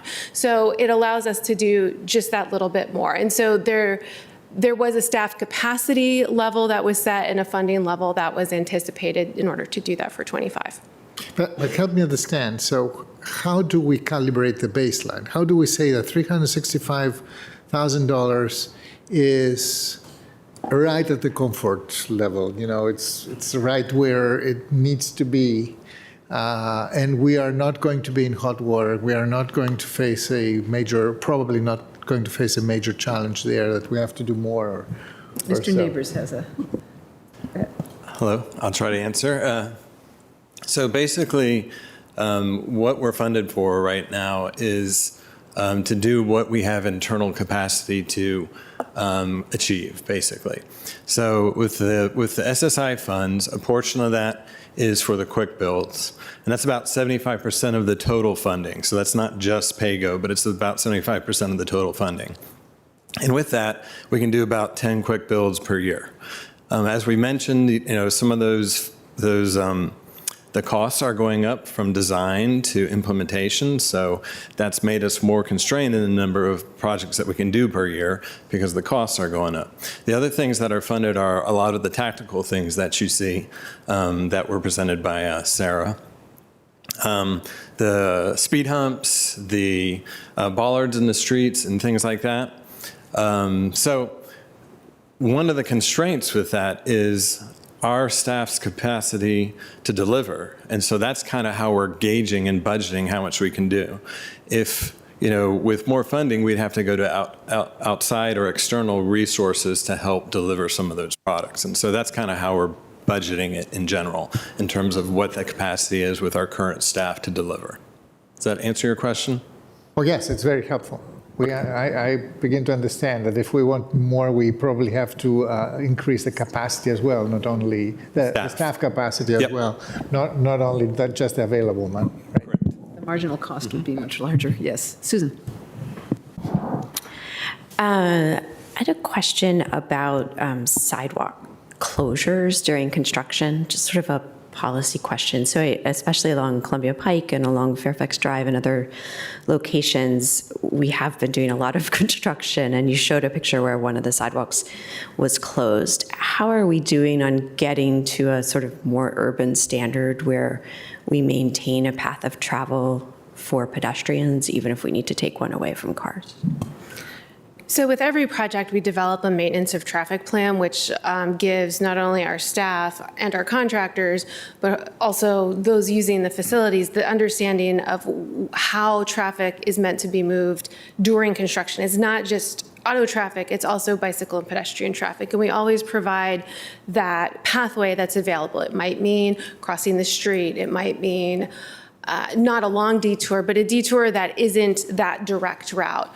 We have, in some instances, taken a lane of traffic in order to provide that, but using Columbia Pike as an example, we're already one lane in each direction at that stretch, so it's not really an option in order to conduct the work needed for that particular project. And do we have enforcement mechanisms to monitor? And Yes, no, I'm glad you brought that up because I should have added that as well. Not only do we have our on-staff enforcement officers that go out and check these every day, including the construction managers on the project, we have through the county's reporter problem tool the ability for people who are out there on the scene right at that moment when they feel that they don't have safe passage or something's not right, to report that, which will go directly to those inspectors to go out and remedy that situation. Okay, great. And this is a follow-up question. I don't think you'll know it off the top of your head, or if you do, I'm worried. Which is, it is because there's so many complicated funding sources, which you guys magically make turn into projects for us. It's kind of hard for an average person to see like what we're spending on sidewalks, what we're spending on Vision Zero projects, et cetera. Is there a way to roll that up somehow to say, the last 5 years, here's what we've spent on bike infrastructure, on sidewalk infrastructure? I don't believe that we even order have of something magnitude. that's rolled up over the past 5 years. I mean, the CIP is a great snapshot of looking forward for the 10 years, but I'm sure that's something that we can look into. Okay, great. That's it. Okay, Matt. Thank you. Thank you, Mark, for covering the street safety improvements. I'll just add that you guys all stole my thunder. I'm interested in how much the number you come to us with, and I'll follow up on the photo speed just to get the explanation. I don't think I need it now. Other than that, I think Takas put it well, that this is an extraordinary amount of work, and you get less attention for doing everything right than you do if things don't go right on an intersection. And so, Mr. Neighbors, everybody knows that. And just, I hope that I'm showing grace and we're thanking you enough for the work. All right, thank you. I'm very hopeful that we're going to get more of those speed cameras with some of the extra money we have. That may show up in my list. I think I'm expecting it. And couple of things just real quickly. One, on the battery backup for 60% of our signals, which is great. How long do the batteries last? Way, there we go. This one. Yeah. it's up to 8 hours, and some places we may even be able to squeeze out 10. 8 to 10, okay. What we are now having is actually the asset management system that actually monitors the level of power. So we actually know if they're actually going down or something's going wrong. With that asset management allow us to provide a more sustainable service. Okay, thank you. All right, great. Just curious. Yeah. And then big thank you on the ADA summary on the bus stops. I think I was the one that asked. I didn't think it would take this long because you're still not done, but it looks really thorough and really important to do. So really, really appreciate that. Thank you. Thanks very much. All right, I think we're ready for Metro. Yeah, we're going to have Jason Fries come up, who we made sit for 3 hours and listen to everything else. When he's going to do an update on Metro and also on debt. Yeah, and we'll go. So we'll just roll Metro. Yeah, we don't have that many slides. So. Yep. All right. This is always where we see you, Jason. It's nice to see you again. Nice to see you as well. So I'll be as brief as I can. I know it's been a 3-hour meeting, so but we have two last budgets to look at. First will be Metro, and then we'll look at our debt service budget. If we pull up the first slide, I think everyone at this point is aware, though, that Metro, they've had some severe financial problems. They've, going back to last summer, they voiced to us that they'd have up to a $750 million initial budget gap. Really, this is driven by the fact that there is a cap on the amount that subsidies, jurisdictional subsidies, which make up a large portion of their budget, could grow over fiscal years at 3%. That, along with the continued decline in low ridership numbers and revenues, and just normal growth in WMATA, led to this increase. Subsequent to that, at the time when they proposed their budget, the gap was brought down a little bit through some management actions, through some one-time money that was identified, a little bit better projections on revenue, to about $433 million of a gap. When they proposed their budget, they took all of that $433 million off their budget, so they just proposed a budget that was at the 3% jurisdictional cap. So severe cuts in their service to bus, rail, and paratransit, fare increases, a sizable shift of a lot of operating preventative maintenance to the capital budget in order to balance the budget. So we put our budget together looking based on what they proposed. Subsequent to that, the region, has been working on trying to identify how do we come up with additional money, and $480 million of additional subsidy has been, I think it's been finally approved by everybody at this point. So $480 million. So when we proposed our budget, sorry, if you actually go to the Metro budget, it should be slide 6 perhaps. Give it 1 second just so we're on the right slide on the screen. I think Nicole's cat is.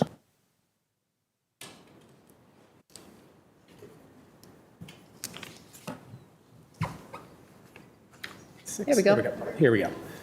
So again, I'll just read it. It's on the screen here. So fiscal 25 proposed, we showed a budget that matched the general manager at WMATA's budget with those severe cuts at a $96.2 million gross subsidy. What that translates to, because we also use some state aid and some other gas tax dollars and a little bit of TCF for some routes, led to a general fund budget of $49.8 million. Now that the region has come together with this additional $480 million, of that, 130 million of that is for Virginia. That's Fairfax, Alexandria, Fairfax City, Falls Church, Loudoun, and us. Since then, the Commonwealth did, in their 2-year budget, come up with $65 million, which is 50% of Virginia's $130 million need. So what we've shown here in the FY25 updated column on the right is I am projecting, we don't have the final number just yet because WMATA is still running the numbers and doing the allocations, because the $480 million, while that's an agreement between DC, Maryland, and Virginia, the total amount, it still has to work its way through the historical subsidy formula, and there may be some changes there. It may be that the subsidy total of 480 maybe goes down a little bit if people aren't willing to chip in, if it happens to be higher or less for somebody. So we're working through that. But on a conservative estimate, we would be at about $37 million total gross subsidy. And then you see in the 2 red numbers below, half of that is projected to come from the Commonwealth, so about $18.4 million, and then 18.4 would come from the county. Now, what we plan to do is we do not expect that this will increase our general fund support, that we have some balances that are remaining at the Northern Virginia Transportation Commission in our state transit aid fund balance that we've been basically holding on the expectation that this has been a known budget gap for a while. So this is funding that we had reserved for this purpose.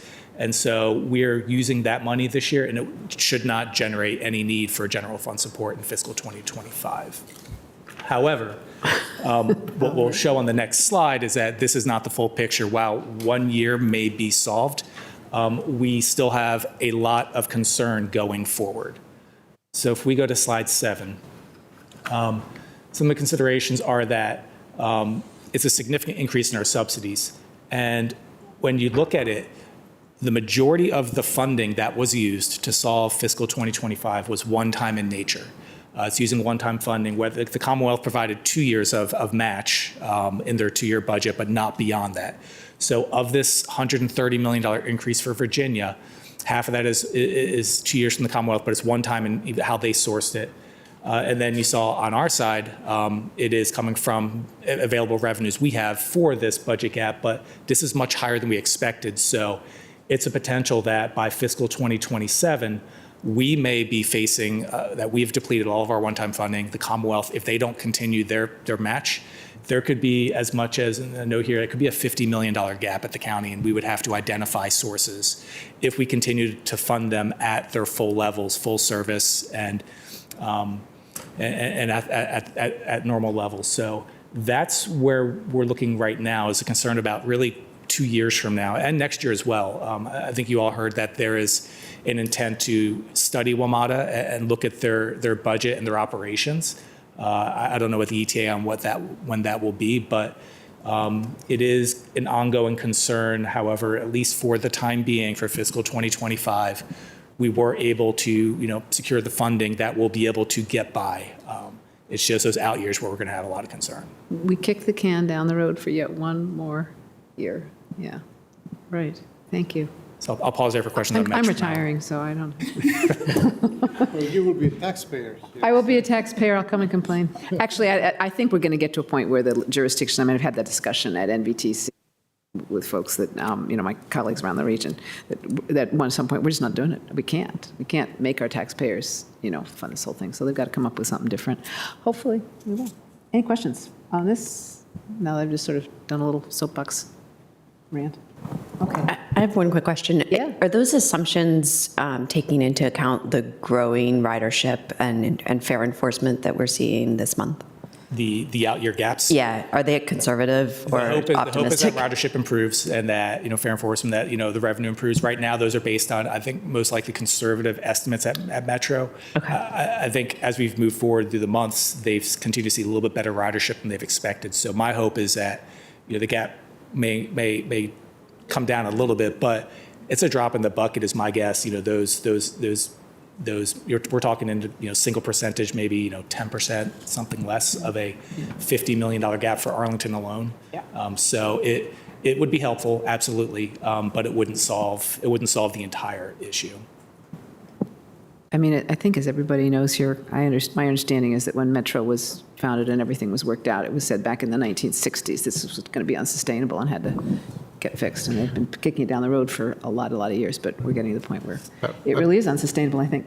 Takas? But then people were thinking that farebox recovery would be 80% of Metro. The farebox recovery. Yeah. So and inverse for the bus system. But of course, it's the flip.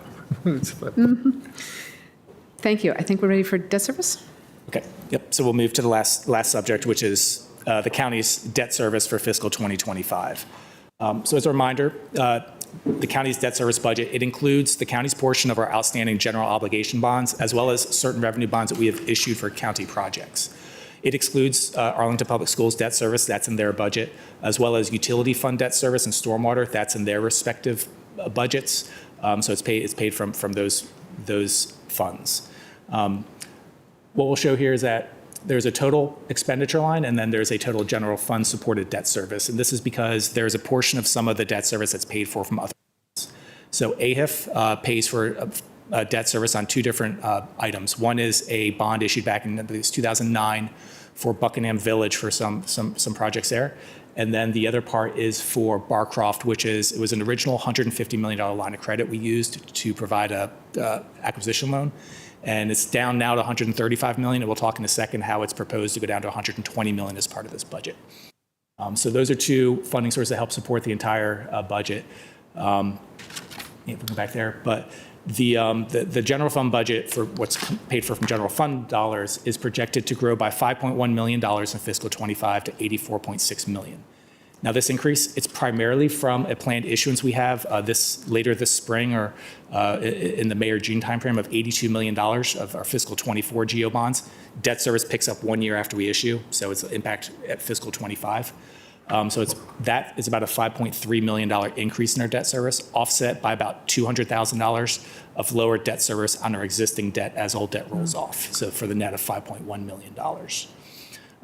This debt service compares favorably compared to what we showed you in the fiscal 23 through 32 CIP when we showed projections. I think you all saw the amount of projects we're undertaking right now through the presentations earlier. That's, we have a large, ambitious CIP program, and that's reflected through this increase in our debt as we're moving forward with those projects. But it looks favorably upon where we thought we would be, partly through just some projects that are slightly delayed that'll be issued in the future, but our debt service is a little bit lower now than where we thought we would be about a year or two ago. However, it will come back as those do issue in the future. The debt service will return back to where we projected. We already talked, I think we already seen a lot of the projects that will be issued. Below here, just some of the other ones that specific to this bond sale itself are general projects such as paving, metro, some improvements to the courthouse complex facility here and to the courts police building, our Arlington neighborhoods program, parks and facilities maintenance capital, and then Bluemont tennis court. And that's not inclusive. There are other projects as well, just a subset. So that's the debt service total. If we go to the next slide, we'll talk about the financial policies. And I'm really just going to cover the main one that we typically look at. We have 4 policies, but the one that is usually the most limiting and the one that folks talk about the most is what we call the 10%, which is the county's outstanding debt service as a percentage of our general governmental expenditures, and that it's no greater than 10%.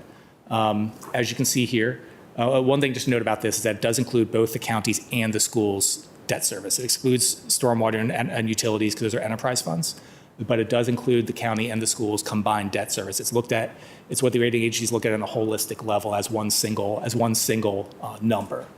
So you see here, we're still projected to be under the 10%. We're currently projected to be around 9%. And then you see how it escalates closer to 10% in the out years. And what I'll say about this is that when we do CIPs, it typically looks like we're getting close to the 10% in the out years. And as we get closer, it comes down a little bit through delayed projects, maybe a little bit better pricing on our bonds. But when we do a CIP, we want to be efficient with the amount of debt we can afford. So we usually program it to be close, not at it, but close, so that as we get closer, if things change, economic factors change, if our budget doesn't grow as much, which is the denominator, or the cost of debt goes up and the numerator, then we can trim it by the time we hopefully get to those out years. So you see here, it gets there, but like I said, we typically don't get to those amounts. And just about the other policies, which are our debt to assess values, our per capita debt to per capita income and growth in debt service, all of those remain in compliance as well. We just didn't show them on the slide here for brevity purposes. And then last thing I want to note here on this, actually I'll talk about on the next slide if we can go to that. So on considerations here. So as Karen mentioned earlier, and we've talked about, we're just getting underway with the next CIP process. That will impact the policy we just showed you, the fiscal policies and the levels of debt. That will change based on the mix of projects that we do adopt in the next 10-year CIP. So that was representative of our old CIP and where we thought we'd be rolled forward to today. So there will be changes, and we'll be bringing that back to you when we provide that CIP very shortly.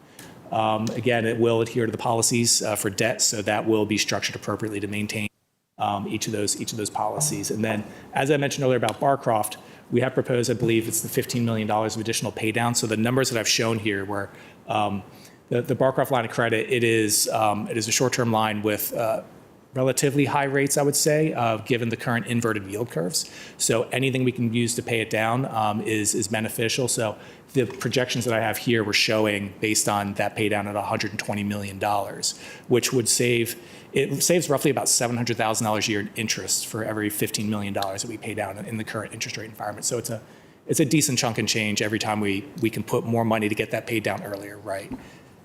So that's it for the debt service. And I'll open up to any questions. Okay, yeah, questions, colleagues? Any questions? We are after 6 o'clock. Yep, Tax. No, thank you for the thorough warnings and presentation. I mean, we want it or not, Metro is a major pressure point and probably requires a strategy to hedge against maximum impact, right? So my question is where we begin with that. And, if we face in 3 years' time a 50 million contribution to this, which I understand is the worst scenario, right? We still need to hedge against, to begin to reduce the risk. We're not going to be able to hedge against the entire risk. That's crazy. Nobody can do that. But we have to begin to reduce the risk. Mark, you have some ideas? Well, no, I don't. I know that the Council of Governments, as a matter of fact, is going to be reconvening its work group, and also the Board of Directors of COG, because we've sort of skirted past the issue this year, but it's still a huge, huge concern. It hasn't been fundamentally solved. Yeah, and there's no way we can alone solve this. We're just not, if we solved it for us or something, it's just such a regional issue. Thank you. So, can I ask, Mr. Manager, one last invitation? Given the risks that are ahead of us potentially and unknowns, do you have any thoughts on reserves or on padding our reserves a little bit going forward? Also, I know there's some risk around the rating agencies and their unpredictable at times behavior.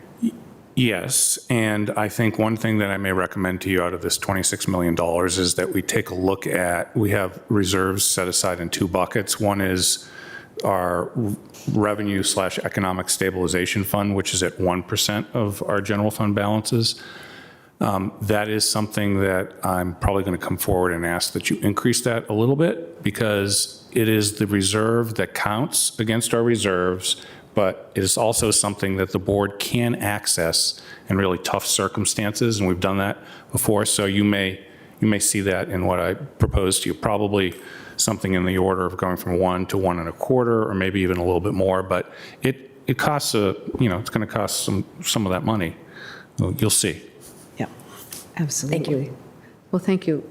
Well, Mr. Fries, you always get us set up for the CIP discussion. It's always at the end. It's always, we've got the one I understand with those things, always flirting with the 10%, but getting us all prepared for the next, the next discussion. Thank you so very much.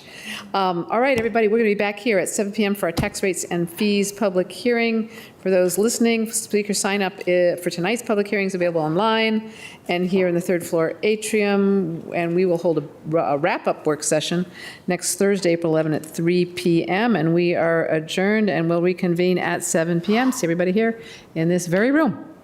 Thank you. Thanks a lot.